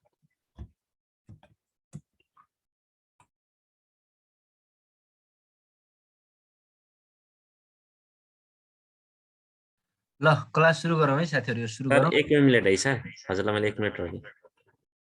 मैले एउटा लिङ्क पठाएको छु, त्यहाँ अटो मेल आफै तानिदिन्छ होला, तपाईँलाई त्यो सजिलो बनाइदिएको छ। लास्टको मेलमा चाहिँ आफ्नै मेल आफैले लेख्नुहोस्। माथि सुरुमा तपाईँलाई अटो मेल आफै आउँछ, त्यहाँ उसैले तानिदिन्छ मेल। 89 जनाले भर्नुभयो, जसले भर्नु भएन उहाँहरू बिस्तारै यहाँबाट बाहिरिनुहुन्छ। फोन नम्बर अनिवार्य लेखिदिनु होला। प्रेम सर 1 मिनेट जति है बढीमा।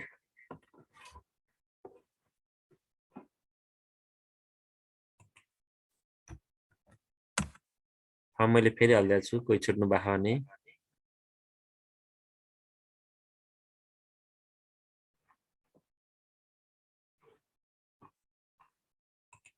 छिटो गर्नु होला।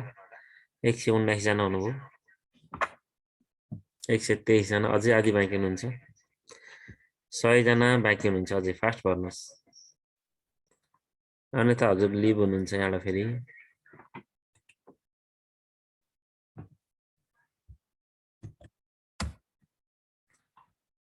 तपाईँको मेसेजमा जानुहोस्, च्याटमा, च्याटभित्र लिङ्क छ, त्यो लिङ्क ट्याक्कै खोल्नुहोस्।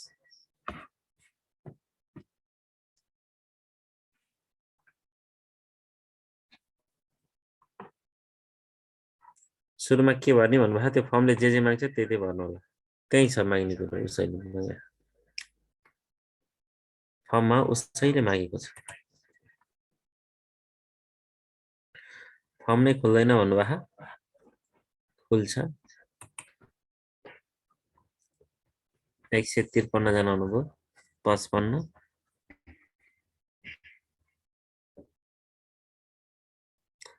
बढीमा अब आधी मिनेटको लिनेछ, 54 भइसक्यो, 55मा सुरु गर्छौँ क्लास। बाँकीले फेरि भर्न पाउनुहुन्न। 65 पुग्नु हो,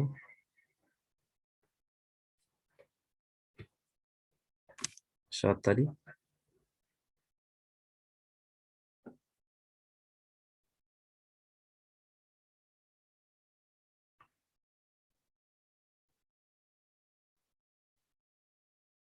पचहत्तर, 78, 80। थोरै समय बाँकी छ अब। ओके, जसले भर्नु भएन उहाँले एउटा नम्बर टिप्नु होला, 98,550 88,513 मा मेसेज गरिदिनुहोस् यहाँहरूको नाम र नम्बर। 98,550 88,513 मा तपाईँको नाम र नम्बर पठाइदिनु होला। हस्, धन्यवाद। यदि कसैको छुटेको छ भने, नत्र यहाँहरू बाहिरिनुहुन्छ। प्रेम सर अगाडि बढौँ। हस्, ल है त साथीहरु, अब सुरु गरौँ है। 98,50 भयो, 550 है, कसले लेख्नु भयो? सरस पाण्डे म्याम, 98,550। ओके ल प्रेम सर। ल अब सुरु गरौँ है त साथीहरु। ल अब ध्यान दिनुहोस् है, मजाले ध्यान दिनुहोस्। ल अब बसन्त देव आयौँ। बसन्त देवमा त्यस्तो धेरै चाहिँ छैन, तर थोरै भए पनि चाहिँ तपाईँले इक्जाममा सोधिराख्छ है, त्यो चाहिँ ख्याल गर्नुपर्छ। जस्तै मैले भन्न खोजेको के हो भनेपछि, यहाँ तपाईँहरूले चाहिँ यो, म एउटा कुरा चाहिँ अझ पनि भन्दैछु है, तपाईँहरू शिक्षक सेवा पढ्दै हुनुहुन्छ साथीहरू, ओभर जान्ने गरेर बढी पढ्ने प्रयास चाहिँ नगर्नु होला, म अझ पनि भन्दैछु। जस्तै हाम्रो कतिपय बानी के हुन्छ भने चाहिँ, बसन्त देवले 563 देखि 589 सम्म शासन गरे, यिनका बुबाका नाम यो हो, आमाको नाम यो हो। यो अनावश्यक पढेर काम छैन है। म अझ पनि भन्दैछु, यो अनावश्यक पढ्दै पढ्ने होइन, किन भन्दा चाहिने चिज मात्रै पढ्ने हो। यहाँ तपाईँको यो मैले पनि सुरुमा रटेको हो क्या, मैले पनि ऊ बेला है, हुन त कन्सेप्ट लगाएर मैले रटेँ, त्यो बेला चाहिँ तपाईँहरूको चाहिँ पढेँ तर कहिले सोध्दैन यो यिनीहरूको त्यति धेरै महत्त्व दिँदैन, तर यिनीहरूले गरेका काम चाहिँ महत्त्व दिने भएको कारणले तपाईँले त्यो अनुसार पढ्नु होला। जस्तै बसन्त देव भन्ने बित्तिकै तपाईँले के सम्झिनु पर्छ वनमा फुल्यो फुलै फुल भन्ने सम्झिनुपर्छ है। र जहिले पनि मैले वसन्तदेव पढाउँदै गर्दाखेरि वसन्तदेवसँगै के भयो ल, अब हेर्नुहोस् है, तपाईँले चाहिँ वसन्तदेवसँगै मैले यहाँ के गर्छु, तपाईँलाई कम्पेरिजन गरेर पढाउँछु। भन्न चाहिँ वसन्तदेव पढाइ तर दुईटा भन्छु, तपाईँलाई सजिलो हुन्छ। एउटा वसन्तदेव, अर्को चाहिँ नरेन्द्रदेव। तपाईँले यसरी नै गर्दाखेरि अझ सजिलो हुन्छ है। एउटा चाहिँ वसन्तदेव, अर्को चाहिँ के रहेछ, नरेन्द्रदेव। दुईटा चाहिँ हामीले के गर्नु पर्दो रहेछ, सँगसँगै पढेपछि हामीलाई सजिलो हुँदैछ। र हामीले सम्झिने के भनेको छु मैले, वनमा फुल्यो फुलै फुल है। कहाँ फुल्यो फुलै फुल, वनमा फुल्यो फुलै फुल सम्झिने है त। ल हामी सम्झ्यौँ है त, वनमा फुल्यो फुलै फुल सम्झ्यौँ। भन्न खोजेको के म अहिले भनिहाल्छु है त। जस्तै तपाईँलाई मैले यहाँ के भने, कहाँ फुल्यो फुलै फुलले, वन सम्झिने वन। ब भनेको चाहिँ दैद्य भन्ने एउटा शासन हुन्छ। दैद्य शासन भनेको दुई वा दुईभन्दा बढी व्यक्तिको शासनलाई दैद्य शासन भन्छ। यो दैद्य शासनको सुरुवात गर्ने चाहिँ को भयो, वसन्तदेव। र दैद्य शासनको अन्त्य गर्ने चाहिँ को भए, हेर्नुहोस् त, अन्त्य गर्ने चाहिँ को भएछन्, तपाईँहरूको नरेन्द्रदेव। हेर्नुहोस् त, त्यसैले दैद्य शासनको वन भनेर सम्झिने, वनमा फुल्यो फुलै फुल। दैद्य शासनको सुरुवात गर्ने को, वसन्तदेव। दैद्य शासनको अन्त्य गर्ने को, नरेन्द्रदेव है। म अझ पनि भन्दैछु, हुन चाहिँ नरेन्द्रदेव अंशुवर्मा पछाडि आउँछन्, तर पनि यहाँ मैले तपाईँले सँगै पढाएको चाहिँ सजिलो हुन्छ। यो 589सम्म है, अथवा 63 देखि 89सम्म है। यो चाहिँ अथवा चाहिँ नरेन्द्रदेवको 702 देखि 736सम्म यस्ता तिथिमिति पढिराख्न जरुरी छैन है। म भन्दैछु चाहिने तिथिमिति मात्रै पढ्ने। ल, अर्को के गर्ने भनेपछि, यिनले चाहिँ वसन्तदेवले चाहिँ शिलालेखमा है, शिलालेखमा अन्त होइन कि शिलालेखमा यिनले के लेखेका थिए भनेर भन्ने हो भने, तपाईँहरूको चाहिँ स्वास्थी नेपालव्य, एकदम सोध्न सक्ने क्वेसन है। स्वास्थी नेपालव्य भनेका थिए, जसको अर्थ के हुन्छ भनेपछि नेपालको कल्याण होस् हुन्छ है। कल्याण होस् भनेर के गरे भनेर लेखेका थिए। के लेखेका थिए, लेख्न चाहिँ खास यिनले स्वास्थी नेपालव्य लेखेका हुन्, जसको नेपाली अर्थ के हुँदो रहेछ, नेपालको कल्याण होस् हुँदो रहेछ हो। त्यसैले चाहिँ भोलि इक्जाममा चाहिँ शिलालेखमा स्वास्थी नेपालव्य लेख्ने व्यक्ति कोन भनेर क्वेसन सोध्यो भने वसन्तदेव भनेर चाहिँ भन्नु पर्यो। अब यसरी नेपालकै कल्याण होस् भनेर लेख्ने मान्छे त धेरै राम्रा भए। त्यसैले यिनलाई चाहिँ नेपालको इतिहासमा पर्जा हितैषी राजा भनेर पनि चिनिन्छ।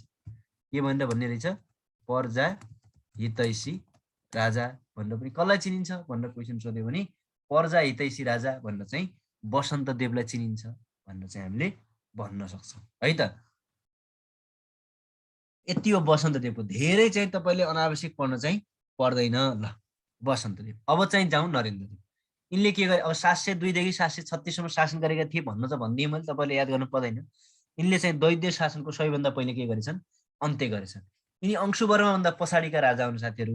अंशुवर्माभन्दा पछाडि चाहिँ जस्तै तपाईँको चाहिँ नरेन्द्रदेवका बुबा थिए है। र यिनै नरेन्द्रदेवका बुबाको चाहिँ तपाईँको के थियो भनेपछि, बुबाको पालामा दैद्य शासनले एकदम चाहिँ उत्कृष्ट भएको कारणले गर्दा, जुन शिवदेव प्रथमको पालामा चाहिँ, र त्यसपछि यिनी भागेर तिब्बत गएका थिए भनिन्छ है। हुन चाहिँ तिब्बतमा शरण लिने व्यक्ति उदयदेव हुन्, तर पनि यिनी भागेर तिब्बत गएर फेरि तिब्बतबाट आएर चाहिँ आफ्ना बुबाको गुमेको राज्य यिनले प्राप्त गरेका थिए। त्यसैले चाहिँ यिनलाई के भनिन्छ, गुमेको राज्य प्राप्त गर्ने राजा भन्न चिनिन्छ, दोस्रो है त।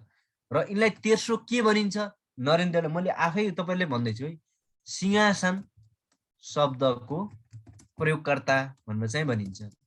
प्रयोगकर्ता किन भन्दा यिनको पालादेखि त्यो हुन्छ नि, राजाको पछाडि त्यो सिंहासन राख्ने चलन भएको कारणले सिंहासन शब्दको प्रयोगकर्ता कोन भनेर क्वेसन सोध्यो भने पनि नरेन्द्रदेव भनेर चाहिँ भन्नु पर्यो। 4 वर्ण 18 जातको वर्गीकरण गर्ने वसन्त हो है सर भन्नुभएको छ, होइन है, होइन त्यो। ल, अहिले त्यो कुरो आउँछ है। सिंहासन शब्दको प्रयोगकर्ता पनि को रहेछन्, नरेन्द्रदेव रहेछ है। त्यति मात्र होइन, यिनले चाहिँ के गरेका थिए, रातो मच्छिन्द्रनाथको नाथको रथ यात्रा चलाएका थिए।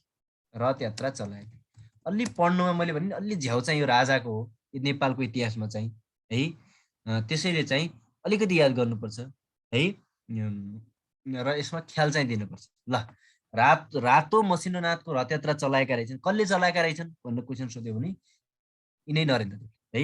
अब यिनले रातो पनि चलाए, सिंहासन शब्दको पनि चलाए, तर रातो रङ चाहिँ झ्यालमा लगाए भन्न चाहिँ सम्झिने। त्यसैले झ्यालमा बुट्टा लगाउने चाहिँ चलन चलाए है। अब तलतिर ब्राकेटमा चाहिँ झ्यालमा ऐना लगाउनु चाहिँ रणजित मल्ल हुन् लेख्न सक्नुहुन्छ है। झ्यालमा ऐना लगाउने काम रणजित मल्लले गरेका हुन्, तर झ्यालमा बुट्टा लगाउने चलन चाहिँ चलाउने चाहिँ को हुन्? बसन्त देव हुन् भनेर चाहिँ तपाईँले सम्झिनुपर्छ। दोस्रो के भएछ? बसन्त देव, के अरे सरी नरेन्द्र देव है, सरी मैले फेरि झ्यालमा बुट्टा लगाउने चलन चाहिँ कसले चलाएछन्? नरेन्द्र देवले चलाएछन् भनेर चाहिँ अर्को तपाईँले भन्न सक्नुहुन्छ सहजै है। यिनले चाहिँ अर्को साथीहरू भद्रादिवास राजदरबार बनाएका थिए, यो पनि सोधेको क्वेसन। भद्रादिवास राजदरबार है, भद्र रहेछ नरेन्द्र देव सम्झिने, यो अलि याद गर्नुपर्ने चिज हो क्या राजाहरूको, त्यसरी भद्र रहेछ भनेर सम्झिने। भद्रादिवास राजदरबारको चाहिँ पनि कसले बनाएका थिए? नरेन्द्र देवले बनाएका रहेछन् भनेर चाहिँ जान्नु पर्यो है। यिनलाई चाहिँ लिच्छवी कालका पूर्णचन्द्र भनेर चाहिँ चिनिन्छ, पूर्णचन्द्र भनेर चिनिन्छ है। यो पनि चाहिँ तपाईँको एउटा महत्त्वपूर्ण हुन सक्छ। यिनलाई लिच्छवी कालका के भन्ने रहेछ? पूर्णचन्द्र है भनेर पनि कसलाई चिनिन्छ भनेर क्वेसन सोध्यो भने तपाईँले के भन्न सक्नु पर्यो? ए लिच्छवी कालका पूर्णचन्द्र भनेका चाहिँ के हो? एना कसले भन्नुभएको छ? एना चाहिँ रणजित मल्ल है, एना चाहिँ रणजित मल्ल। लिच्छवी कालका पूर्णचन्द्र भनेर चाहिँ चिन्ने को रहेछन्? नरेन्द्र देव रहेछन्। त्यसैले यिनले चाहिँ महाराज धीराज परम भट्टारकको पदवी समेत धारण गरेका थिए। महाराज धीराज परम भट्टारक पदवी के गरेका? धारण गरेका। फेरि महाराज धीराज पदवी धारण गर्ने को हुन् भनेपछि अंशुवर्मा हो फेरि, तर महाराज धीराज परम भट्टारक पदवी धारण गर्ने व्यक्ति को हुन् भनेर क्वेसन सोधियो भने नरेन्द्र देव भनेर चाहिँ तपाईँले ख्याल गर्नु पर्यो है। यिनी चाहिँ तिब्बतबाट गएर आएका थिए मैले भनिसकेँ है। र यिनको कहिलेकाहीँ सोधिराख्ने चाहिँ अर्को एउटा क्वेसन चाहिँ भोटे जात्राको प्रचलन चलाएका थिए है। भोटे जात्राको चलन पनि के गरेका थिए? चलाएका थिए भनेर चाहिँ यति कुरा जान्नु पर्यो बसन्त देव र नरेन्द्र देवको सन्दर्भ। ल यसलाई मैले यति भने है त। अब बसन्त देव पछि मैले बिचमा मैले भने बसन्त देव र नरेन्द्र देवलाई चाहिँ सँगै पढाएको। नरेन्द्र देव अंशुवर्मा पछि आउने कुरा हुन्। र अब हामी पढौँ अंशुवर्मा है। के पढौँ रे? अंशुवर्मा है। अंशुवर्मालाई आदर्श शासक भनेर भनिन्छ साथीहरू, अथवा उत्कृष्ट शासक भनेर पनि भनिन्छ, अथवा चाहिँ उम्दा शासक भनेर पनि भनिन्छ। किन यिनलाई उत्कृष्ट शासक भनियो भनेपछि चाहिँ मैले हिजो पनि कुरा गरेको थिएँ है। विक्रम सम्वत 536 देखि 545 सम्म राजनीतिक अस्थिरता भयो र त्यति बेला शिवदेव प्रथमले चाहिँ आफूले राम्रोसँग शासन कब्जा गर्न सकेनन्, शासन चलाउन पनि सकेनन्। र त्यसपछि शिवदेव प्रथमका भान्जा थिए अंशुवर्मा, र यो अंशुवर्मालाई चाहिँ मन्त्री बनाइएको थियो र यिनले मन्त्री मार्फत राम्रो सहयोग गरेका कारणले गर्दा पछि शिवदेव आफै निश्चित बन्न पुगे अथवा हराउन पुगे र अंशुवर्मा हाइलाइटेड आएर राजा भए है। यति नै हो चाहिँ यिनको बुझ्नुपर्ने है। तर तपाईँले सोधिराख्ने कुरा चाहिँ अलिकति डिटेलमा हुन्छ है। अब तपाईँ कहिलेकाहीँ चाहिँ अंशुवर्माले 16 वर्ष शासन गरे चाहिँ 662 देखि 678 भने 678 भने 678 सम्म त्यो चाहिँ कण्ठ गरिराख्न पर्दैन। र यिनी चाहिँ कुन वंशका थिए भनेर क्वेसन सोधेको छ। आदर्श शासक अंशुवर्माको वंश के रहेछ भनेर क्वेसन सोध्यो भनेपछि वंश ठकुरी है। अरू लिच्छवीहरूको वंश सूर्य हो, तर यिनको वंश के हो? ठकुरी। किन भन्दा यिनी भान्जा थिए, मैले अघि पनि भनिसकेँ है। अब यिनको चाहिँ जान्नु पर्यो, छोरीको नाम चाहिँ जान्ने, किन बढी महत्त्वपूर्ण भूमिका निर्वाह गर्न। छोरीको नाम के थियो? वीरकुटी थियो है, चिजु पनि भनिन्थ्यो है। छोरीको नाम के रहेछ? वीरकुटी रहेछ भनेर चाहिँ तपाईँहरूले सम्झिनु पर्यो। अंशुवर्माकी छोरीको नाम जुन सङसङ गाम्पोसँग के गरेकी थिइन्? विवाह गरेकी थिइन् भनेर चाहिँ सम्झिनु पर्यो है। त्यसपछि चाहिँ यिनले चाहिँ एकदम के देखाइरहेछ ल, यिनले धेरै राम्रो काम गरेका छन् है। के गरे भनेपछि महाराज धीराज पदवी धारण गरे है। महाकलावाहिनी पदवी धारण गरे। कहिलेकाहीँ यसलाई महाकलावाहिनीलाई कलावाहिनी पनि भनिन्छ है। त्यसपछि चाहिँ महासामन्त पदवी धारण गरे। महासामन्त पदवी धारण गर्ने पनि को रहेछन्? अंशुवर्मा रहेछन् भन्न चाहिँ जान्नु पर्यो। त्यसपछि अर्को के गरे? सर्वप्रथम युवराज घोषणा गर्ने चलन पनि चलाए। अब कहिलेकाहीँ क्वेसन सोध्दा युवराज कसलाई घोषणा गरेका थिए भनेर बुकमा धेरैमा बुकमा भेटिँदैन, त्यही भएर टिपिराख्नुहोस्। यिनले युवराज कसलाई घोषणा गरेका थिए भने चाहिँ उदयदेवलाई चाहिँ पहिलो चाहिँ भन्न चाहिँ के गरेका थिए, युवराज भनेर घोषणा गरेका थिए। त्यसैले चाहिँ सर्वप्रथम युवराज घोषणा गर्ने चलन पनि कसले गरेका रहेछन्, अंशुवर्माले गरेका रहेछन् भन्ने। अब अर्को अचम्म छ यिनको चाहिँ बालकको सालनाल काट्ने चलन चलाए है। अब एकचोटि सोधिसकेको छ यो है, यो पनि को रहेछ, बालकको चाहिँ सालनाल काट्ने भनेर को भनेर क्वेसन सोधियो भनेपछि अंशुवर्मा। अंशुवर्माले कुन धर्म मान्थे भनेर एकचोटि क्वेसन सोधेको थियो। यिन धर्म चाहिँ हिन्दू मान्थे तर बौद्धप्रति राम्रो आस्था थियो भनेर चाहिँ इतिहासमा लेखेको पाइन्छ है। अब कहिलेकाहीँ यिनले चाहिँ अरू सञ्चालन गरेको पञ्चाली प्रथा छ है, यो पनि तपाईँले पञ्चाली प्रथा कसले सुरुवात गरे भनेपछि चाहिँ पञ्चाली प्रथा भनेपछि अंशुवर्मा भनिदिने है। अंशुवर्माले पञ्चाली प्रथा सुरु गरेका हुन् है त। यति कुरा चाहिँ तपाईँले सरस्वती जान्नु पर्यो, हेर्नु सरस्वती तपाईँले। यसपछि अंशुवर्मा पछि आयो अब जनरली है, मैले इम्पोर्टेन्टको कुरा मात्रै गर्दैछु है, सबै चाहिँ भन्दिनँ मैले, इम्पोर्टेन्ट भनेर चाहिँ गुणकामदेव भनेर चाहिँ सम्झिनु पर्यो है। गुणकामदेव है। पञ्चाली प्रथा भनेको चाहिँ तपाईँले कस्तो खाले भनेर भन्नुभयो होला, यो गुप्त सम्बन्धलाई बचाउने, गुप्त प्रभावबाट अथवा गुप्त सम्बन्ध चलाउने पनि अंशुवर्मा नै हुन्। हो त्यो गुप्त प्रभावलाई नै अर्को नाम दिएर पञ्चाली प्रथा दिएको है। गुप्त प्रभाव भनेपछि गोप्य रूपमा कार्य गर्ने है। र गुणकामदेव, अब नामै गुणकामदेव, यिनको अर्को नाम लक्ष्मी कामदेव है। यो क्वेसन धेरैले बिगार्छन् है। के बिगार्छन् भनेपछि यिनको अर्को नाम सोध्दैन, तलका मध्ये कुमारी पूजा चलाउने को भनेर गुणकामदेव थाहा हुन्छ तर अप्सनमा लक्ष्मी कामदेव हुन्छ, अनि बिगारिदिन्छ है। त्यसैले चाहिँ गुणकामदेवको अर्को नाम के हो, लक्ष्मी कामदेव हो भनेर चाहिँ तपाईँले सम्झिनु पर्यो है। अब गुणकामदेवले एउटा महत्त्वपूर्ण मूर्ति स्थापना गरेका छन् साथै, यो एकदम ख्याल गर्नु होला है। महत्त्वपूर्ण मूर्ति के गरेका छन्, यिनले स्थापना गरेका छन्। यो मूर्तिको नाम के हो भनेर क्वेसन सोध्छ। के अरे उमा महेश्वर चाहिँ यसको के हो, यो चाहिँ मूर्तिको चाहिँ नाम हो भनेर चाहिँ सम्झिनु पर्यो है। अब अरू त यिनी के भयो, फेरि के मेसेज गर्नुभयो है। ल उमा महेश्वर अथवा उमा सम्झिने जसरी हुन्छ है। यिनी चाहिँ कान्तिपुरमा बस्ती बसाउने राजा हुन् जनरली है। यिनको मुख्य उद्देश्य नै त्यतिखेर म कान्तिपुरमा बस्ती मात्रै बसाउँछु भन्ने थियो अरे है। कान्तिपुरमा के गर्ने, बस्ती बसाउने राजा पनि को हुन् चाहिँ यिनी नै हुन् है। अब तपाईँहरू भन्नु होला कान्तिपुरमा चाहिँ गुणकामदेवले कसरी बस्ती बसाए भन्नु होला। गुणकामदेवले चाहिँ करिब 1800 घर बनाइदिएर चाहिँ के गरेका थिए, बस्ती बसाएका थिए। यो घर बनाउँदाखेरि चाहिँ रु 1 लाख चाहिँ करिब रु 1 लाख भनेर भन्छ, मैले 1 लाख चाहिँ यिनले के गरेका थिए, खर्च गरेका थिए भनेर जान्दिने है। अब अर्को चाहिँ गुणकामदेवको महत्त्वपूर्ण चाहिँ कुमारी पूजाको के गरेका थिए, चलन चलाएका थिए है। क्वेसन धेरैचोटि सोधेको है। कुमारी पूजाको चलन चलाउने को हुन् भनेर भन्यो भने गुणकामदेव हुन् भनेर चाहिँ तपाईँले सम्झिनु पर्यो।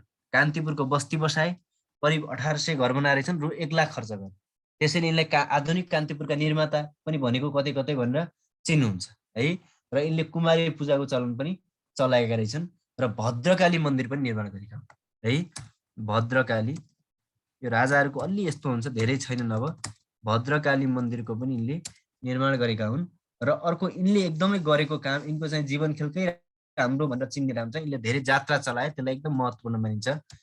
इन्द्र जात्रा है, हेर्नुहोस् राम्रै हो, लाखे जात्रा है, लाखे जात्रा। त्यसपछि अर्को छ श्रृङ्गेरी जात्रा है, जात्रा है। अनि त्यसपछि हिले जात्रा, कृष्ण जात्रा, श्रृङ्गेरी जात्रा यिनी नै हुन् हो। यी जात्रा यिनले के गरेका, चलाएका भनेर चाहिँ तपाईँले सरस्वती चाहिँ थाहा पाउनु पर्यो गुणकामदेवलाई, जसलाई चाहिँ आधुनिक काठमाडौँका निर्माता भनेर पनि चिनिन्छ। गुणकामदेवको अर्को नाम के रहेछ भनेर भने लक्ष्मी कामदेव भनेर भन्ने है। अब अन्तिम मैले पढाउने चाहिँ मुख्य मध्ये प्रचण्डदेव भन्ने छ। प्रचण्डदेव, यसमा केही पनि छैन, हाम्रो प्रचण्डलाई सम्झिने है। प्रचण्डले शान्ति स्थापना गरेका थिए भनेर सम्झिने मात्रै है, केही फरक पर्दैन है। यिनलाई चाहिँ शान्तिश्री भनेर चिनिन्छ। शान्तिश्री भनेर कसलाई चिनिन्छ भनेर क्वेसन सोध्यो भने तपाईँले के भन्छ, कृष्ण जात्रा पनि तिनै हुन् है। कृष्ण जात्रा, हिले जात्रा, सिंहबेरी जात्रा सबै चाहिँ गुडकामदेव हुन् है। शान्तिश्री नामले चाहिँ चिनिन्छ प्रचण्डदेवलाई। यिनले चाहिँ पशुपतिको मन्दिर निर्माण गरेका थिए है। पशुपतिको मन्दिर निर्माण गरेका भनेर हामीले पढ्नुपर्ने हुन्छ है। निर्माण गरेका कसले? प्रचण्डदेवले है। र यिनले चाहिँ अर्को चाहिँ स्वयम्भूको चैत्यलाई छोपी चैत्यको निर्माण भनेपछि, अथवा धेरै जान्नुपर्ने यसमा चाहिँ चैत्यको निर्माण गर्न लगाएका भनेर चाहिँ यति चाहिँ जान्नु पर्यो। अरू केही पनि छैन। प्रचण्डदेवले शान्तिलाई शान्ति भनिन्छ।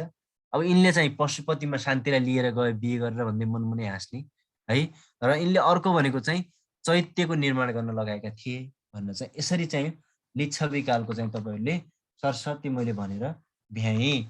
बाँकी चाहिँ बलाक्ष भनेको के हो, महाबलाक्ष भनेको के हो, प्रधान सेनापति भनेको के हो, त्यो घरमा एकचोटि सरस्वती हेर्नु होला, नजानेपछि मलाई सोध्नु होला।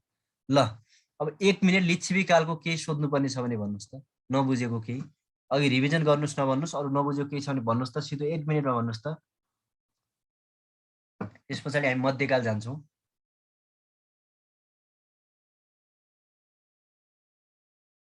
ल सबै बुझ्नु भएको छ, केही पनि छैन है त्यसो भए?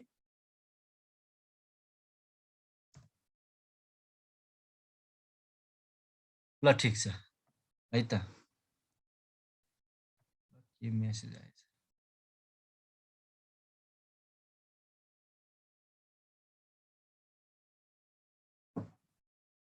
ए जयदेव द्वितीय भनेको लिच्छवीकालीन एकमात्र कवि भनेर चिनिन्छ। ल जयदेव द्वितीय एउटा क्वेसन सोध्न सक्ने क्वेसन त्यति हो, ख्याल गर्नुहोस् है। ल फेरि के भन्नुभयो? ल अब सकियो है त।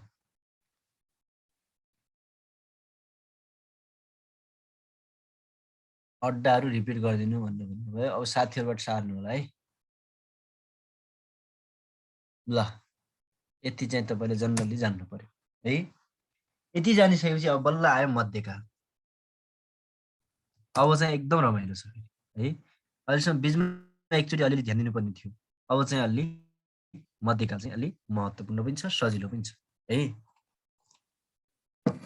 मध्यकाललाई जनरली हामी पहिला चित्र दिमागमा बनाउने है।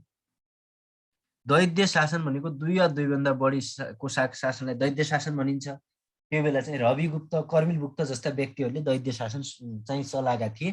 कसको पालामा भनेपछि वसन्तदेवको पालामा। र अन्त्य चाहिँ कसको पालामा भयो भनेर क्वेसन सोधियो भनेपछि नरेन्द्रदेवको पालामा भनेर भन्न सकिन्छ भनेको है त। अब तपाईँले मध्यकाललाई जनरली पहिला 2 भागमा बाँड्न सक्नुहुन्छ है। एउटा हो चित्र बनाउनुलाई है। अब चाहिँ पूर्व मध्यकाल र अर्को चाहिँ तपाईँको उत्तर मध्यकाल है। अब हेर्नु साथीहरू, तपाईँले चाहिँ जसरी लेख्नु भएको छ, म केही पनि यहाँ भनिन्न है। पूर्व मध्यकाललाई 3 भागमा विभाजन गरिन्छ जनरली है। अब तपाईँले जान्नु पर्यो पूर्व मध्यकाललाई कति भागमा विभाजन गरिदो रहेछ भनेर क्वेसन सोध्यो भने हामीले के भन्नु पर्दो रहेछ? पूर्व मध्यकाललाई चाहिँ 3 भागमा बाँड्छ भनेर चाहिँ सम्झ के सरी 2 पूर्व मध्यकाललाई 3 है। खास चाहिँ मध्यकाललाई 2 भागमा र पूर्व मध्यकाललाई 3 भागमा है। मैले यहाँ बनाइदिन्छु भनेर चाहिँ पूर्व मध्यकाललाई हामी 3 भागमा बाँड्दा रहेछौँ भनेर चाहिँ सम्झिनु पर्यो। अब के हुन् 3 भाग भन्ने कुरा चाहिँ तपाईँहरूको चाहिँ यहाँ भइहाल्छ। 1 भाग एकछिन है साथीहरू, म यहाँ तपाईँलाई बुझाउने गरी बनाउँदैछु। 3 भाग नै बनाऊ, सजिलो होला है।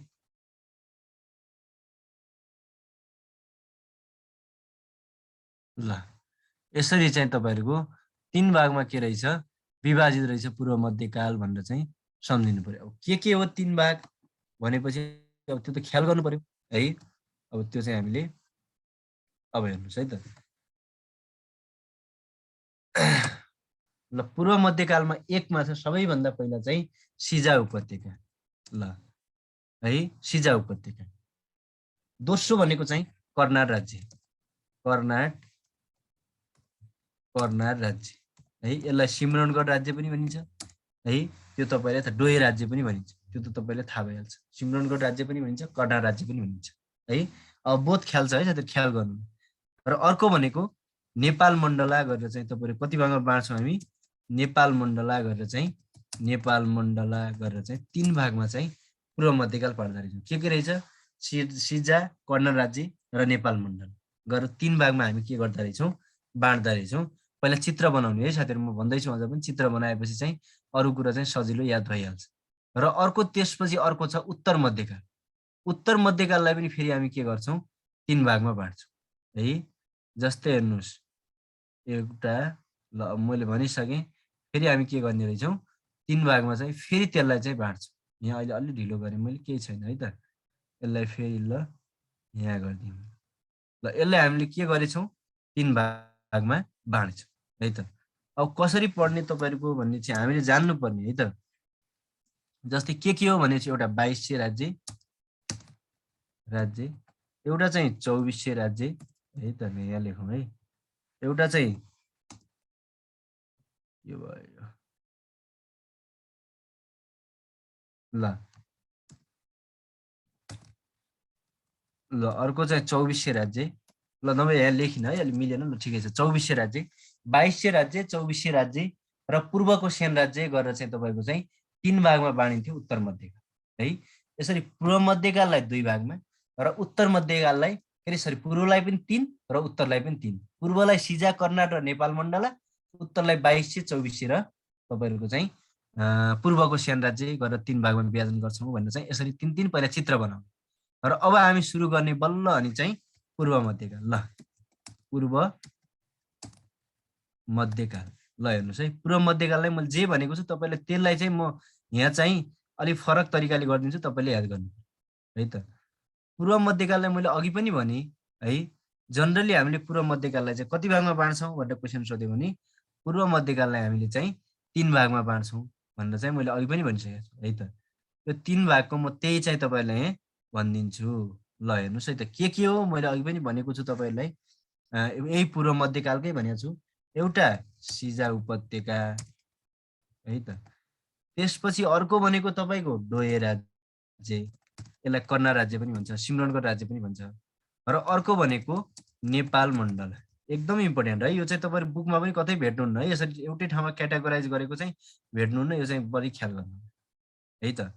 अब मैले एउटा यतातिर थपिदिन्छु। के थपिदिन्छु भनेर चाहिँ तथ्य भनेर थपिदिन्छु तपाईलाई सजिलोको लागि है। तपाईलाई यहाँ के गरिदिन्छु मैले भनेपछि मैले अझ पनि भने केही छैन है त साथीहरु, नआत्तिनु होला।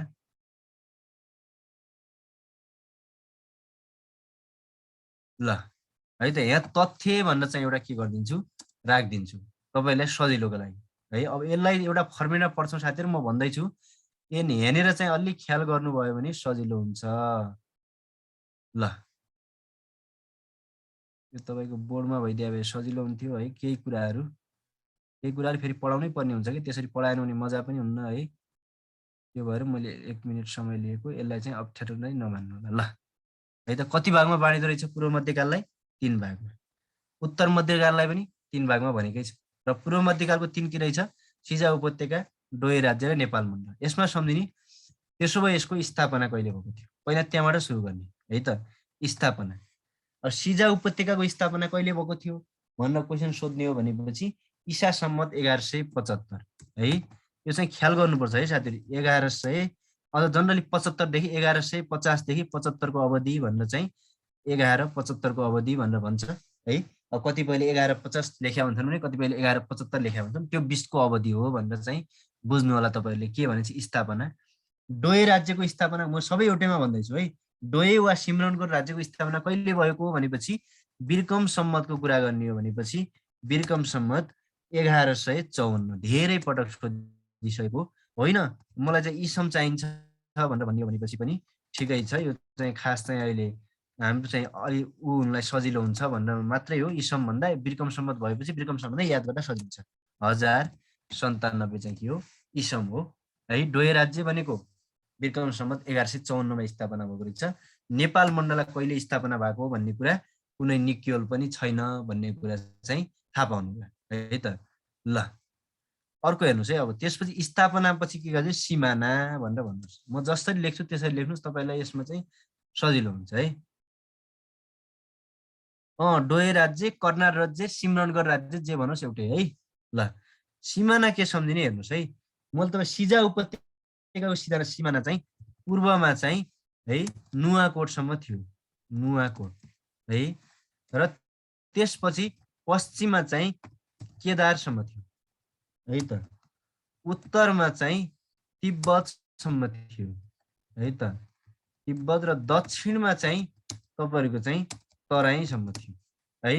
होइन मलाई त सम्झिनुहोस्, गाह्रो भयो यो, धेरै पढ्नुपर्छ भनेपछि चाहिँ के पढ्ने भनेपछि चाहिँ हामीले चाहिँ आफैले पनि पढेको कुरा र यही पढ्नुपर्छ भनेको कुरा पनि नुके तीत भन्न चाहिँ भन्न सक्नुपर्छ है। पूर्वमा नुवाकोट, पश्चिममा चाहिँ केदार, उत्तरमा तिब्बत, दक्षिणमा तराई। सिमाना के रहेछ? पूर्वमा नुवाकोट है, त्यसैले पश्चिममा केदार, नुके तीत भनेर सम्झे पनि हुन्छ।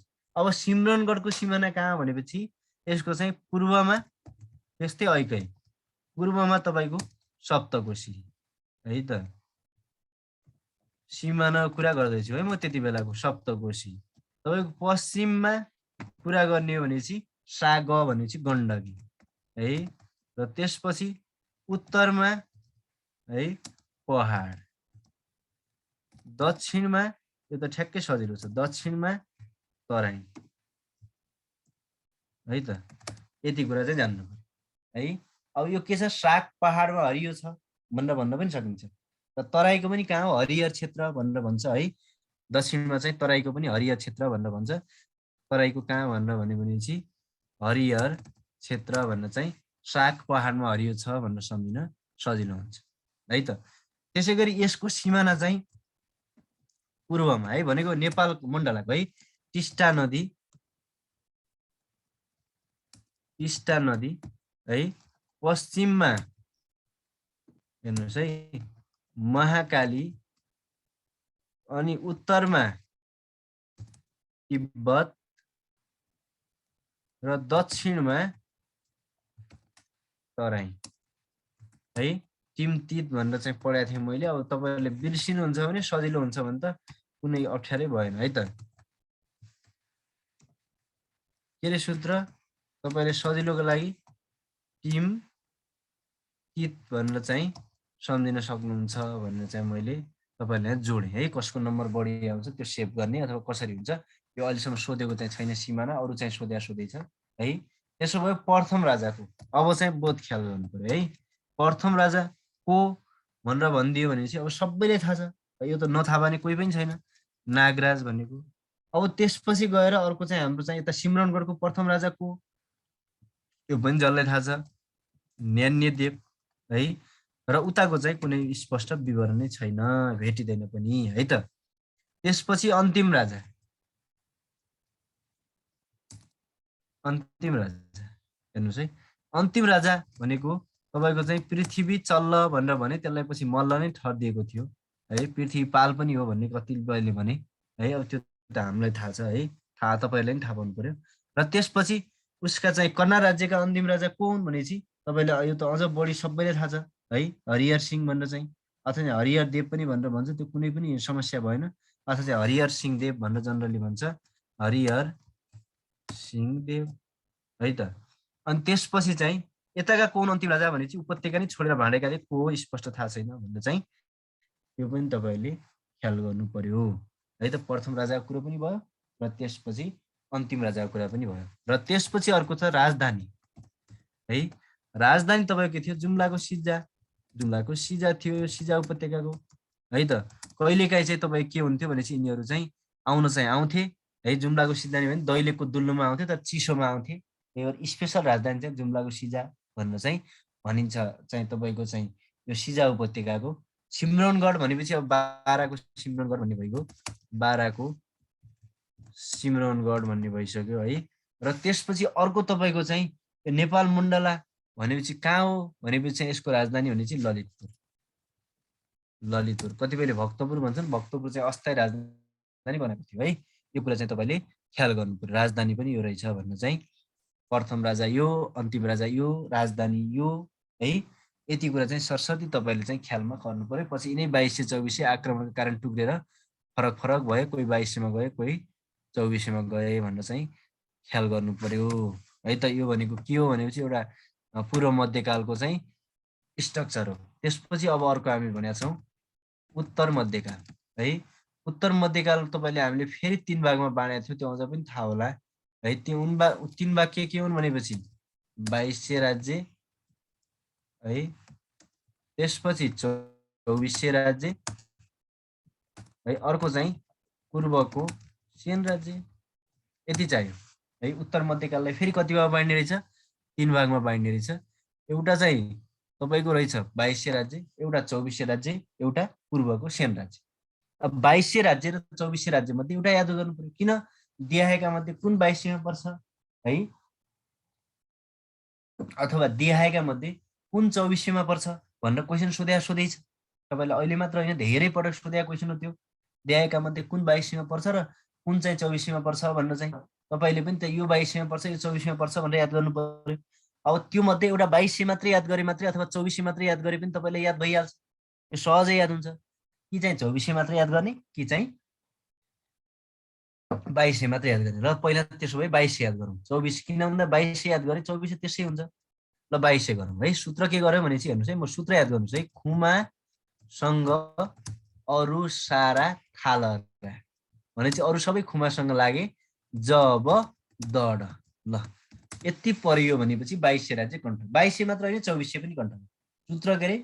खुमासँग अरु सारा थालरा जब दड है। खुमासँग अरु सारा थालरा जब दड, सूत्र नै त्यही। 22 राज्य कण्ठ भयो। अब तपाईहरु भन्नु होला खुइएको होला, माएको होला, त्यसरी भन्दै जाँदाखेरि त 12-13 पनि पुग्दैन, कसरी सबै भयो भनेर पनि भन्नु होला। तर यहाँ सम्झाइन्छ है। पहिला चाहिँ ख्याल गर्नुस्, खु भनेको चाहिँ खुम्री है, मा भनेको चाहिँ यो ध्यान दिनु होला है, एकदम इम्पोर्टेन्ट हो, मालनेटा है। मा भनेको के मेसेज गर्नुपर्छ?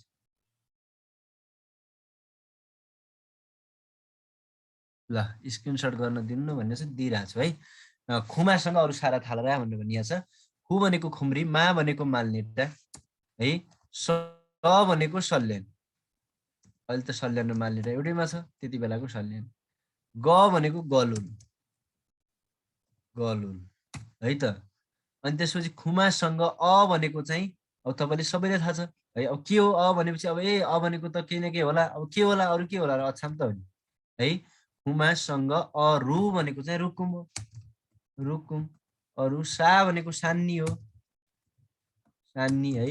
अरु सा रा भनेको राजकोट हो है। अरु सारा थालरा भनेको थालरा नै हो। बस यति कोड भएपछि तपाईहरुलाई पुग्यो है। थालरा, खुमासँग अरु सारा थालरा कति आए? खुइएका आयो मा 2, सल्यान 3, गलुल 4, अछाम 5, रुकुम 6, सान्नी 7, राजकोट 8, थालरा के आयो?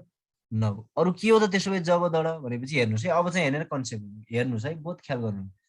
चाहे हेर्नुस् है, चाहे जबाट आओस्, चाहे बबाट आओस्, चाहे दबाट आओस्, चाहे डबाट आओस्, त्यो सबै 22 मा पर्छ। भनेको मतलब ज, जा, जी, जु, जे, जै, जे, ज, जबाट सुरु हुने सम्पूर्ण केमा पर्छन्? 22 मा पर्छ। र 24 मा त्यस्ता कोही पनि पर्दैन। जस्तै जहरी आयो भने तपाईहरुको दिमाग के हुन्छ? ए जहरी त जबाट आउने हो है,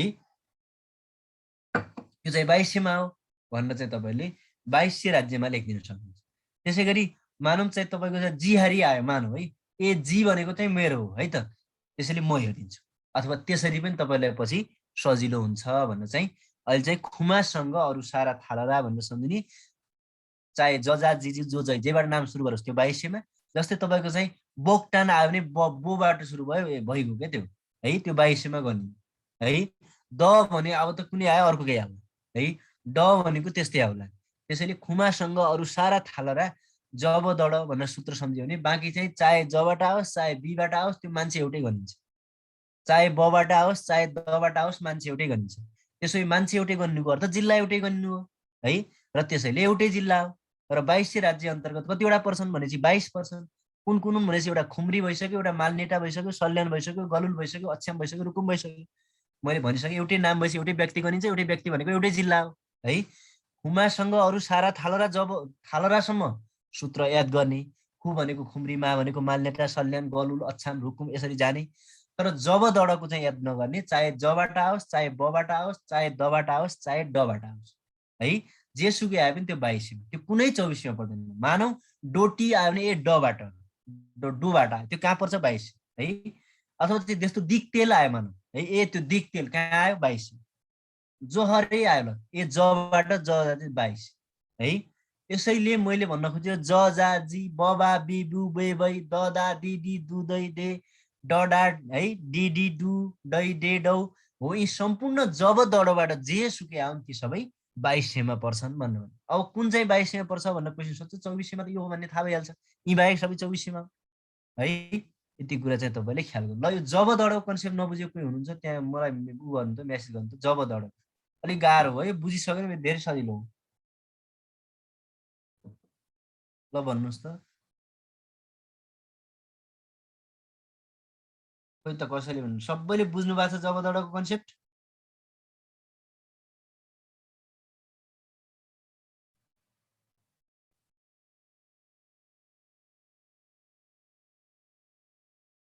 ल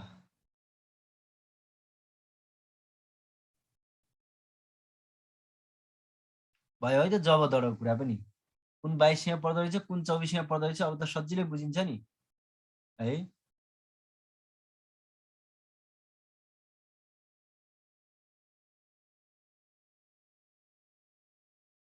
थालराको के हो सर भन्नुभएको छ, थालराको थालरा नै हो है। ल मैले भने त चाहे द आओस् चाहे ड आओस् चाहे ब आओस्, त्यो जब दड आउने सबै के होस्, बबा बिबी आओस् है, चाहे जहरे आओस्, यी सबै केमा पर्छन्, मैले अघि भनिसकेँ 2200मा पर्छन् भनेर भनिसकेँ है। ती 2200मा पर्छन् भने अरू 2400मा पर्छन् भने त कुनै समस्या भएन नि त। कहाँ गयो है, एकैछिन है त साथी, ल सेयर भयो कि होला। ल यति कुरा चाहिँ जान्नु पर्यो है। अहिले तल सार्नु भनेर भन्नुभएको छ। ल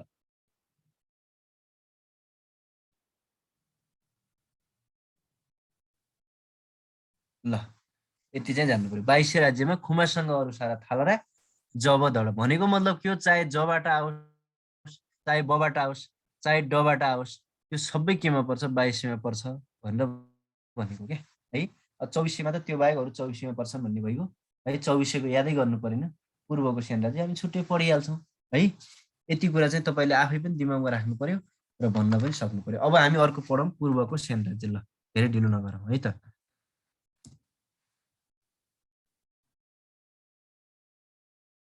अब अर्को के रहेछ, पूर्वको सेन राज्य है त। पूर्वको सेन राज्यलाई फेरि हामी के गर्न सक्छौँ, यसलाई 3 भागमा बाँड्छौँ है। मैले यहाँ 3 भागमा बाँड्छौँ, तथ्य लेखेँ। के हो सेन राज्य भनेको, मकवानपुर है त पूर्वको सेन राज्य, चौदण्डी, यसरी बुकमा भेट्नुहुन्न है, यो चौदण्डी र अर्को चाहिँ विजयपुर है। यसै चाहिँ पूर्वको सेन राज्य 3 भागमा विभाजित हुन्छ। अरू यसमा केही नजान्ने, पहिलो राजा र अन्तिम राजा जान्ने बस पुग्यो, धेरै चाहिँ अन्य बस नजान्ने है। अब पहिलो राजा कसरी सम्झिने, मकवानपुरका केटीहरू लोधी हुन्छन् भनेर सम्झिने, भनेको पहिलो राजा सम्झिने मात्रै है, लोहाङ सेन है त, पहिलो राजा लोहाङ सेन। र अर्को चाहिँ तपाईँको अन्तिम राजा चाहिँ लोधी हुन्छन् मकवानपुरी भनेपछि दिग्बन्धन सेन है त। यिनी चाहिँ मकवानपुरका प्रथम र के हुन्, अन्तिम राजा चाहिँ हुन् भनेर चाहिँ बुझ्नु पर्यो है। यिनी प्रथम राजा प्रथम लोधी, मकवानपुरका केटी के हुने रहेछन्, लोधी हुने रहेछन् भनेर चाहिँ तपाईँले बुझ्नु पर्यो। त्यसपछि चौदण्डी आयो है त। अब चौदण्डी नामै के छ, चौदण्डी। अब चौदण्डीका पहिलो राजा कौन भनेपछि हरि इन्द्र सेन है। अन्तिम राजाको कुनै टुङ्गो नै छैन भनेर त इतिहास परिचय बुकले नै लेखेको भएको कारणले हामीले त्यो यो हो भनेर चाहिँ भन्न सकेन है। र विजयपुरका प्रथम राजा कौन भनेपछि लोहाङ सेन नै हुन्, लोहाङ सेन नै हुन् भने अन्तिम राजा चाहिँ कौन भनेपछि चाहिँ यहाँ चाहिँ है तपाईँहरू लोहाङ सेन, अघि चाहिँ तपाईँको लोहाङ सेन र दिग्बन्धन सेन, अब चाहिँ कर्ण सेन हुन् विजयपुरका अन्तिम राजा चाहिँ। यसपछि पृथ्वीनारायण शाहले जिते यिनलाई कर्ण सेन है त। यति कुरा चाहिँ जान्नु पर्यो है। मकवानपुरका पहिलो राजा लोहाङ सेन, मकवानपुर लोधी हुन्छन्, अन्तिम राजा दिग्बन्धन सेन। चौदण्डीका प्रथम राजा चाहिँ हरिइन्द्र सेन, विजयपुरका चाहिँ प्रथम राजा चाहिँ लोहाङ सेन, अन्तिम राजा कर्ण सेन, लोक भनेर सम्झिने। यति कुरा तपाईँले सरस्वती ख्याल गर्न सक्नुहुन्छ है। यो कुरा पनि कतिपय कुराहरू चाहिँ तपाईँले यसो सरस्वती पनि हेर्न सक्नुहुन्छ। यस्तो भन्न पाइएन सर भन्नुभएको छ, के भन्न पाइएन भन्नुभएको?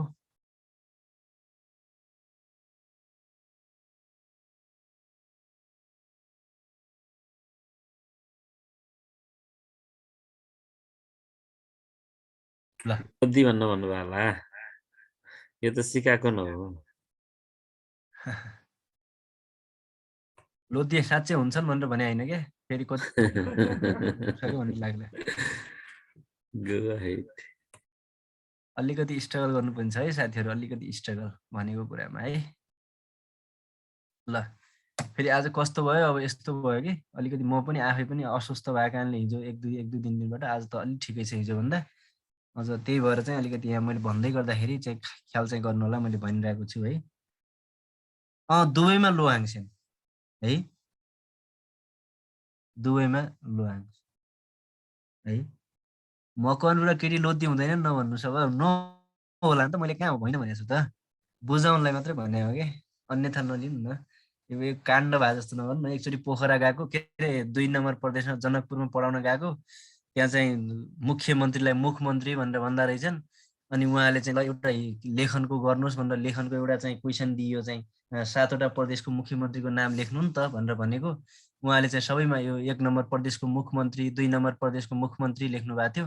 अनि मैले चाहिँ के सोधेँ भनेपछि चाहिँ के हो यो मुख्यमन्त्री, मुख्य लेख्नु न भनेर भनेको, हाम्रो भाषाको बेइज्जत गर्ने सर भनेर गाली गर्नुभएको थियो। त्यस्तै नभन्नुहोस् है, तपाईँले सहजको लागि मात्रै बनाइदिएको हो। यस्ता कन्सेप्ट त कति छन्, मैले भने नि इतिहासमा अलिकति तपाईँलाई बहकाउँ भनेर अलि लामो च्याप्टर भएको कारणले अलि अप्ठ्यारो जस्तो लाग्ने हो, तर पढ्दाखेरि सजिलै छ। पछि तपाईँले अन्तर्राष्ट्रिय सङ्घ संस्था त्यहाँ पढ्नुभयो, विश्वको इतिहास पढ्नुभयो भने त ए लोधी होइन, कस्ता कस्ता ट्रिक आउँछन्, धेरै मजा आउँछ है। जे के भनेको मजा भएर पढ्ने हो, मैले भने नि। ल अब अगाडि बढौँ है। हो यसरी चाहिँ तपाईँले चाहिँ हेर्नुहोस् त, यसरी कहीँ बुकमा भेटिँदैन। मध्यकाललाई 2 प्रकारले विभाजन गरेको पाइन्छ, एउटा पूर्व मध्यकाल रहेछ, एउटा उत्तर मध्यकाल रहेछ। फेरि मैले सबै भनिदिएँ है, पूर्व मध्यकाललाई 3 भागमा बाँड्दा रहेछौँ है। के रहेछ 3 भाग? एउटा सिजा उपत्यका रहेछ, अर्को तपाईँको बिचमा आएर जोडिन्छ अर्को सिजासँगै डोय राज्य, जसलाई कर्नार राज्य पनि भनिँदो रहेछ है, अथवा सिमरौनगढ राज्य पनि भनिँदो रहेछ। र अर्को आएर तेर्सो भनेको कुरा गर्ने हो भनेपछि नेपाल मण्डला भनेर भन्दो रहेछ। नेपाल मण्डलाका धेरै तथ्यहरू भेटिएका पाइँदैनन्, त्यसैले त्यसलाई डार्क युगको अथवा अँध्यारो युग भन्ने गरेको पनि पाइन्छ। र त्यसै गरी उत्तर मध्यकाललाई फेरि 3 भागमा पढ्यौँ, जसमा 2200 राज्य, 2400 राज्य र पूर्वको स्यान राज्य। 2200 राज्य पढ्ने हामीले खुमासँग अरू सारा थालरा जब दड भनेर भन्यौँ। मैले जस्तै तपाईँले मैले भन्न खोजेको जस्तै यस्तो सोधेँ के, ल जहरी 2200 2400 केमा पर्छ भनेर भने, ए जब दड जबाट आयो, यो केमा पर्यो? 2200मा पर्यो। मैले अर्को भनिदिएँ डोटी भन्दिमान है, तपाईँले फेरि एकचोटि मैले कतिपय कन्सेप्ट क्लियर नहुनु भयो होला भनेर डोटी आइदियो, ए डबाट आयो, यो केबाट? 2200 है, बुझ्नुभयो नि। यो सूत्र बनाउनु खुब दुःख गरिआयो क्या है। र त्यस्तै मानौँ बजाङ आयो, ए बबाट आयो है, यो केमा? 2200मा। 2400मा जब दडबाट आउने केही पनि छैन, खुमासँग अरू सारा थालरा याद गर्ने, अरू जब दड त त्यत्तिकै याद भइहाल्छ। यसरी चाहिँ अथवा पूर्वको सेनलाई फेरि 3 भागमा बाँडेर पाड्यौँ, यति कुरा हामीले बुझ्नु पर्यो। अनि बल्ल आउँछ त्यही उत्तर मध्यकाल अन्तर्गतको एउटा काल हो मल्लकाल। अब बुकमा त तपाईँले मध्यकाल भनेर सिधै मल्लकाल मात्रै दिएका छन् है।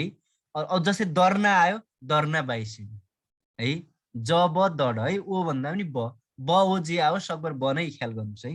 दर्ना आइसक्यो भने द आयो 2200मा है, त्यो बुझिहाल्नु भयो। अब मलाई जहाँसम्म लाग्छ बुझिहाल्नु। अब बल्ल अनि मल्लकाल आयो है, त्यसपछि आउने हो मल्लकाल। अब तपाईँले के सम्झिने भनेपछि मल्लकाल भन्ने बित्तिकै मध्यकाललाई सम्झिनुपर्छ भनेर इतिहास परिचय नामक बुकले नै भनेको छ। ठिक छ, मध्यकाल भनेको म्याक्सिमम मल्लकाल नै हो, तर सबै मल्लकाल चाहिँ मध्यकाल चाहिँ होइन है। फेरि किन होइन भन्ने कुरा अहिले हामीले पुष्टि गरिसक्यौँ। 2200 2400 का कुरा पढ्यौँ है। अब बुकमा तपाईँको यसरी राखेको हुन्न, 2200 एक ठाउँमा हुन्छ, 2400 एक ठाउँमा हुन्छ, तपाईँको चाहिँ अर्को छुट्टै हुन्छ, अर्को छुट्टै हुन्छ है। ल त्यसैले अब बुझ्न पर्ने चाहिँ मल्लहरू पनि पहिला चाहिँ नेपालमै थिएनन्, यिनीहरू सिधै नेपालमा आएर चाहिँ शासन गरेको हो है। यिनीहरू कहाँबाट आएका थिए भने चाहिँ भारतको कुशीनगर अथवा कुशीनगर पनि भनिन्छ। भारतको हेर्नुहोस् है, भारतको कुशीनगरबाट यिनीहरू के गरेका हुन्, कुशीनहर पनि लेखेको पाइन्छ। भारतको कुशीनगरबाट यिनीहरू के आएका हुन्, नेपाल आएका हुन् है। यिनी चाहिँ आएका चाहिँ कहिले हुन् भनेपछि अब तपाईँहरूले भन्नुला स्पष्ट तिथिमिति त भेटिँदैन, तर पनि चाहिँ 936 भन्दा पछाडि चाहिँ यिनी आएका हुन् भनेर चाहिँ भन्न सकिन्छ है त। 936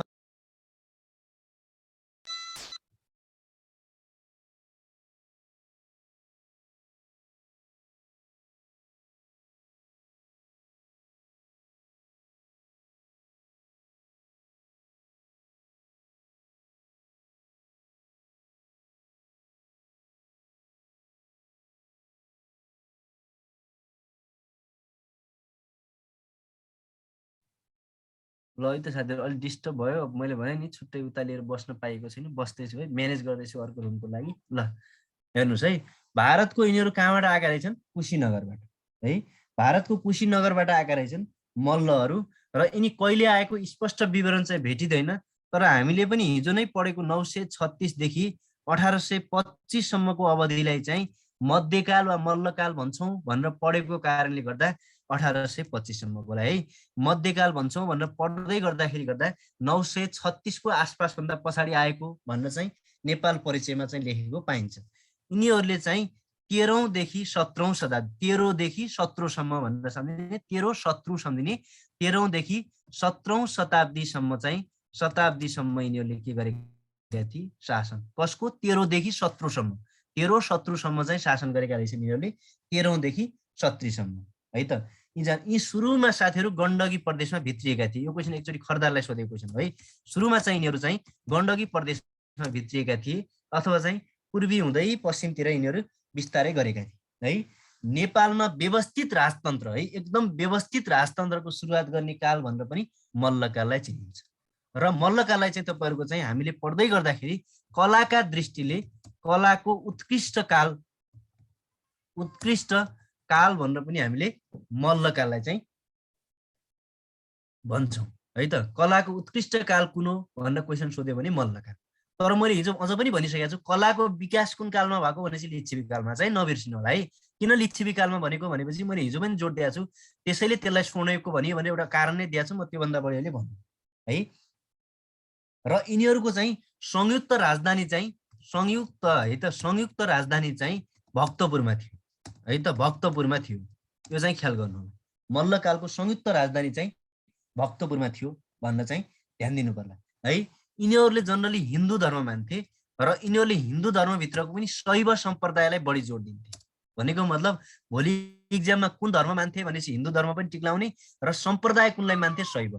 भोलि चाहिँ हिन्दू भन्दै गर्दाखेरि अप्सनमा शैव पनि दिन सक्छ र त्यो शैव दिएको बेला शैव पनि टिक्लाउनु पर्यो। मैले भने नि यिनीहरूले एकचोटि सोधेको छ क्या क्वेसन, अफिसरलाई देखाएका मध्ये चाहिँ कुन धर्म मान्दथे भनेर चाहिँ हिन्दू नदिएर शैव बौद्ध क्रिस्चियन यसरी सोधेको छ क्या। त्यति बेला चाहिँ तपाईँले शैव टिक्लाउनु पर्यो, बुझ्नुभयो नि? त्यो पनि ख्याल गर्नुपर्ने चाहिँ हुन्छ है। अब यिनको राजाको सन्दर्भ है, तपाईँले जान्नुपर्ने यिनको राजाको सन्दर्भ कसरी भनेपछि पहिलो राजाको अन्तिम राजाको, जस्तै पहिलो राजाको र अन्तिम राजाको है त, यो पनि जान्नु पर्यो। पहिलो राजाको अन्तिम राजाको।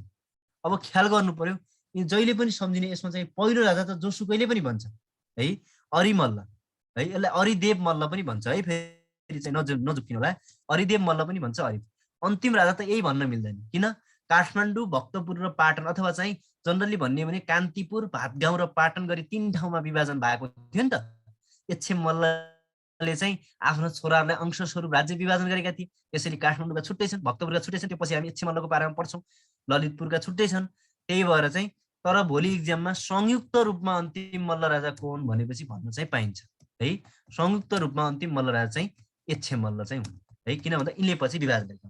यसरी चाहिँ पहिलो राजा र अन्तिम राजा पनि तपाईँले बुझ्नु पर्यो। हेर्नुहोस् त, यिनीहरू कहाँबाट आएका रहेछन्? भारतको कुशीनगर। पहिलेदेखि कहिलेसम्म शासन गरेका छन्? 13 देखि 17, 13 17 सम्म, 13 देखि 17 भन्ने है। र पहिलो राजा हरिदेव रहेछन्, अन्तिम चाहिँ संयुक्त रूपमा एच्छेम मल्ल, नभए भन्न मिल्दो रहन्छ। यिनको शासनको केन्द्र संयुक्त रूपमा भक्तपुर रहेछ। र अर्को चाहिँ व्यवस्थित राजतन्त्र सुरुवात गर्ने पनि यो रहेछ। र त्यसपछि कलाका दृष्टिले उत्कृष्ट काल भनेर पनि यसलाई चिनिँदो रहेछ भनेर चाहिँ तपाईँले यति कुरा चाहिँ मैले भने मल्लकालको है त। यति जानेपछि तपाईँले केहीसम्म चाहिँ अब याद भइसक्यो होला भन्ने चाहिँ भनौँ। अब जानौँ अब केही मल्लकालीन राजाहरू पढौँ है त साथीहरू। यो चाहिँ अलिकति ख्याल गर्नुपर्छ है।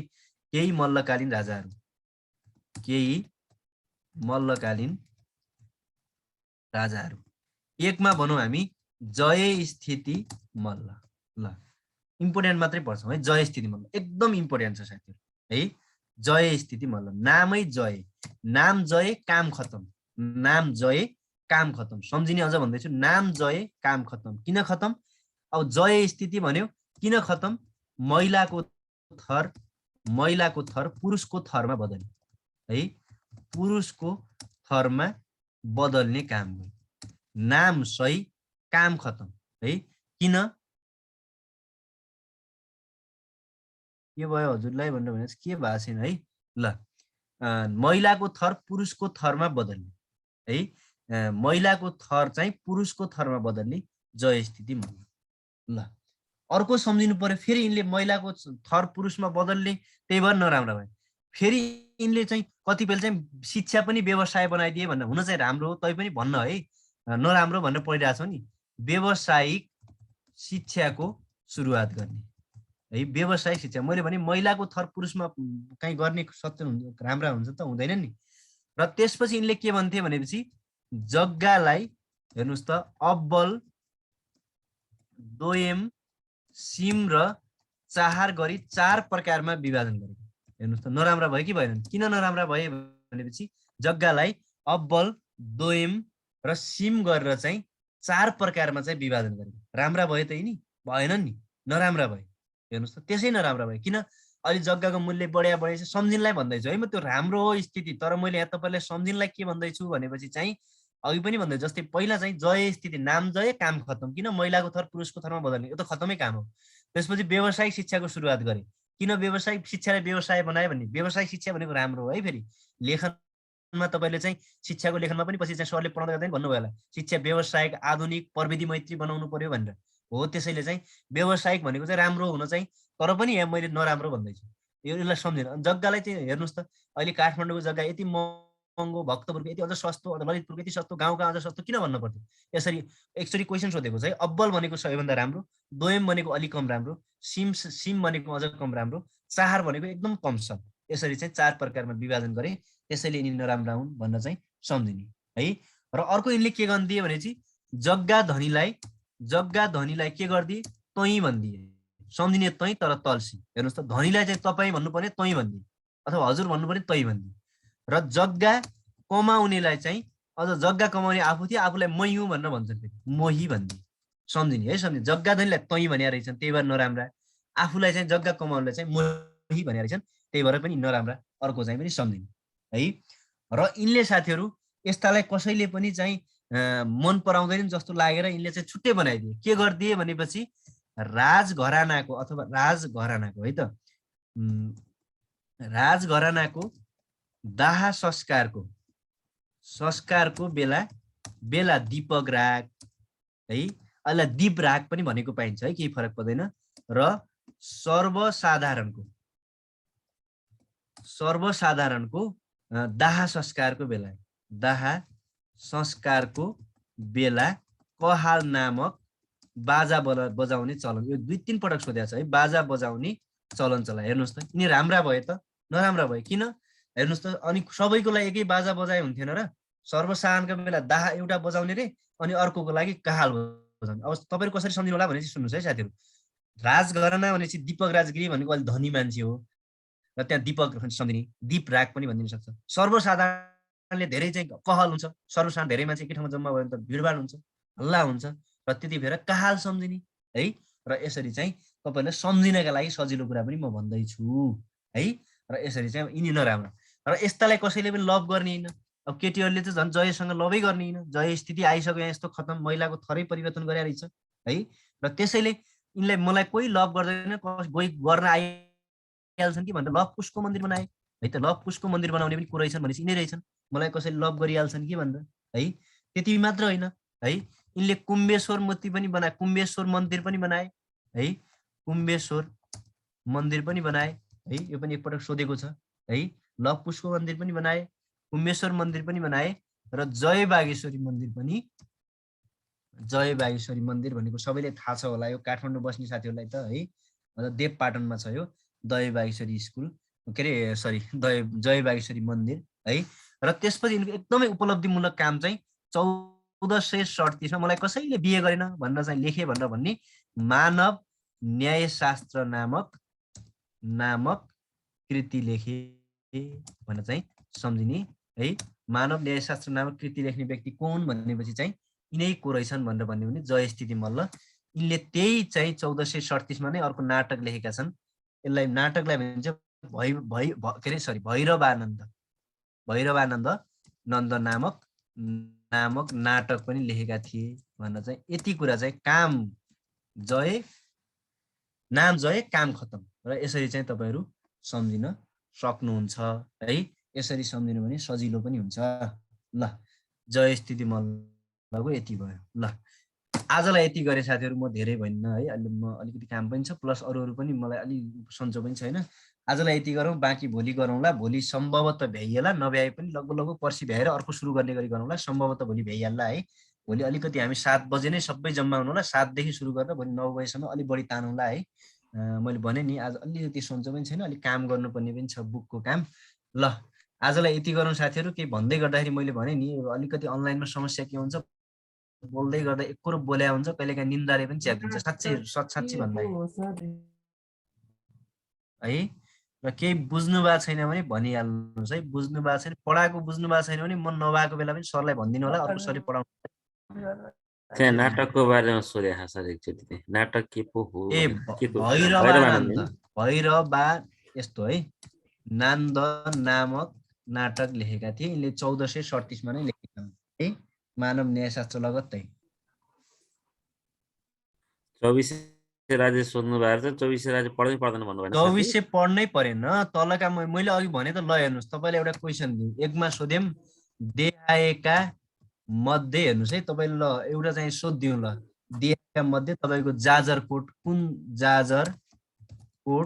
कुन राज्यमा पर्छ भनेर क्वेशन सोध्यौँ। अब तपाईले भन्ने जब दडोमा आयो कि आएन? यो जबाट आयो। केमा भयो? 22 मा। एन्सरै आइसक्यो। किन चाहियो त्यो? किन 22 मा? 24 पर रटेर चाहिँ टाउको किन दुखाउने है? एउटै एन्सर आइहाल्छ भने त्यसमा टाउको दुखाउने अर्कोतिर लाग्ने हैन क्या। तपाईले चाहिँ त्यो सकिएन भने मात्रै हाल्नु। जब दड भनेर भनियो, जबाट आयो है।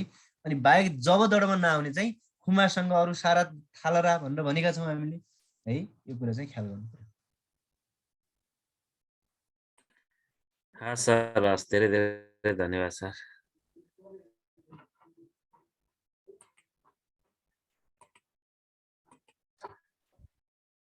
प्रेम सर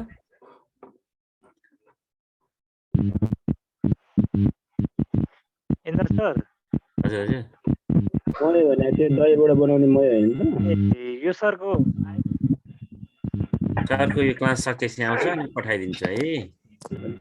अब यो सबै मेलमा आउँछ हैन सर? आउँछ मजाले आउँछ। अनि कति साथीहरु आत्तिनु होला नि, इतिहास धेरै छ भनेर। नामै इतिहास जति सकिन्छ त्यति पढ्दै जानु। यति मजाले बुझाउनु भएको हेर्नुस् त। आहा, कति हुनुहुन्छ तपाईहरु? Indra sir, hello. हजुर भन्नुस् सर। यो हामी फर्म भर्ने बेलामा कार्यरतले मान्यता पाउँछ कि पाउँदैन सर? कार्यरतको नम्बर त आइहाल्छ, किन नआउनु, तर लिखितमा निकाल्न पर्यो 2 टाइम। फर्म भर्ने बेलामा कार्यरत फर्म भर्ने बेला पाउने होइन, पछि हैन। कागज पेश गर्ने कि नगर्ने भनेको सर? केही पेश गर्नु पर्दैन अहिले। पछि लान्छौ, पछि एकैचोटी अन्तर्वार्तामा पेश गर्ने हो। अन्तर्वार्तामा गुरु। ए ल हस्। जसले यो इतिहास भूगोल चाहिँ म सक्छु भनेर ताक्नु हो, उहाँलाई सजिलोले आयोग पास हुनुहुन्छ। किनभने धेरै विषयवस्तु पढ्नुपर्छ नि, शिक्षामा जस्तो थोरै छैन। टिकन पढ्नुहोस्, धेरै राम्रो छ। कसले लेख्नु भएको? आहा, सही तरिकाले पढाउनु भएको सरले, आनन्दले। ल यहाँहरु सबैलाई धेरै धेरै धन्यवाद। Good night. आज हामीले हजुरले फर्म भरिदिनु भएको छ। कोही कसैले फर्म भर्नु भएको छैन फोनमा गर्नु होला। अहिले बिचमा हामीले छुटाएनौँ, भोलिबाट हजुरहरु छुट्टिनुहुन्छ। हजुर मेरो फर्म भर्दाखेरि बिचमा लाइन गएको थियो। मैले भनिसके मेरो फोन नम्बरमा यहाँले आफ्नो मेसेज बक्सबाट मोबाइलको मेसेज गरिदिनु होला, नाम र नम्बर। सर हजुरलाई मैले फेसबुकमा एड गर्न खोजी थिएँ सर। मेसेन्जरमा मैले त पेमेन्ट गरेको फोटो पठाइथिएँ। हजुर ठिकै छ, केही छैन। मलाई फोन हजुर हामी यो सञ्चालन गर्ने के हो, के पो यो इन्स्टिट्युटको नामै पो थाहा भएन। गन्तव्य हो, तपाईलाई गन्तव्यमा पुर्याउँछ। ल आज म पनि थाकेको छु अलि धेरै है। भोलि गफ गर्छु यहाँहरुलाई। हजुर भन्नुस्। आवाज बुझाए मरिजाऊ। प्रेम बडोलो सरको शिक्षक सेवा आएको के तपाईँ कि सर भने कि ए प्रेम बराल सरको किताब छ नि, किन नहुनु? शिक्षक सेवा भनेर चाहिँ उहाँले निकाल्नु भएको छैन, म जान्दिनँ। उहाँले एउटा किताब निकाल्नु भएको छ, यहाँ काका गीत नासु खरिदार शिक्षक सेवा आयोगका सम्पूर्ण तहका लागि भनेको छ, मजाको छ। आदित्य बुक्स एन्ड डिस्ट्रिब्युट्सबाट छ, किनेर पढ्नु होला, सस्तो पनि छ, राम्रो पनि छ। ल सर ल यहाँहरू सबैलाई शुभरात्रि। थ्याङ्क यू सर हजुरलाई पनि। ल प्रेम सर, सर, इन्द्रजी सर, यहाँहरू सबैलाई गुड नाइट, साथै हाम्रा साथीहरू सबैलाई गुड नाइट।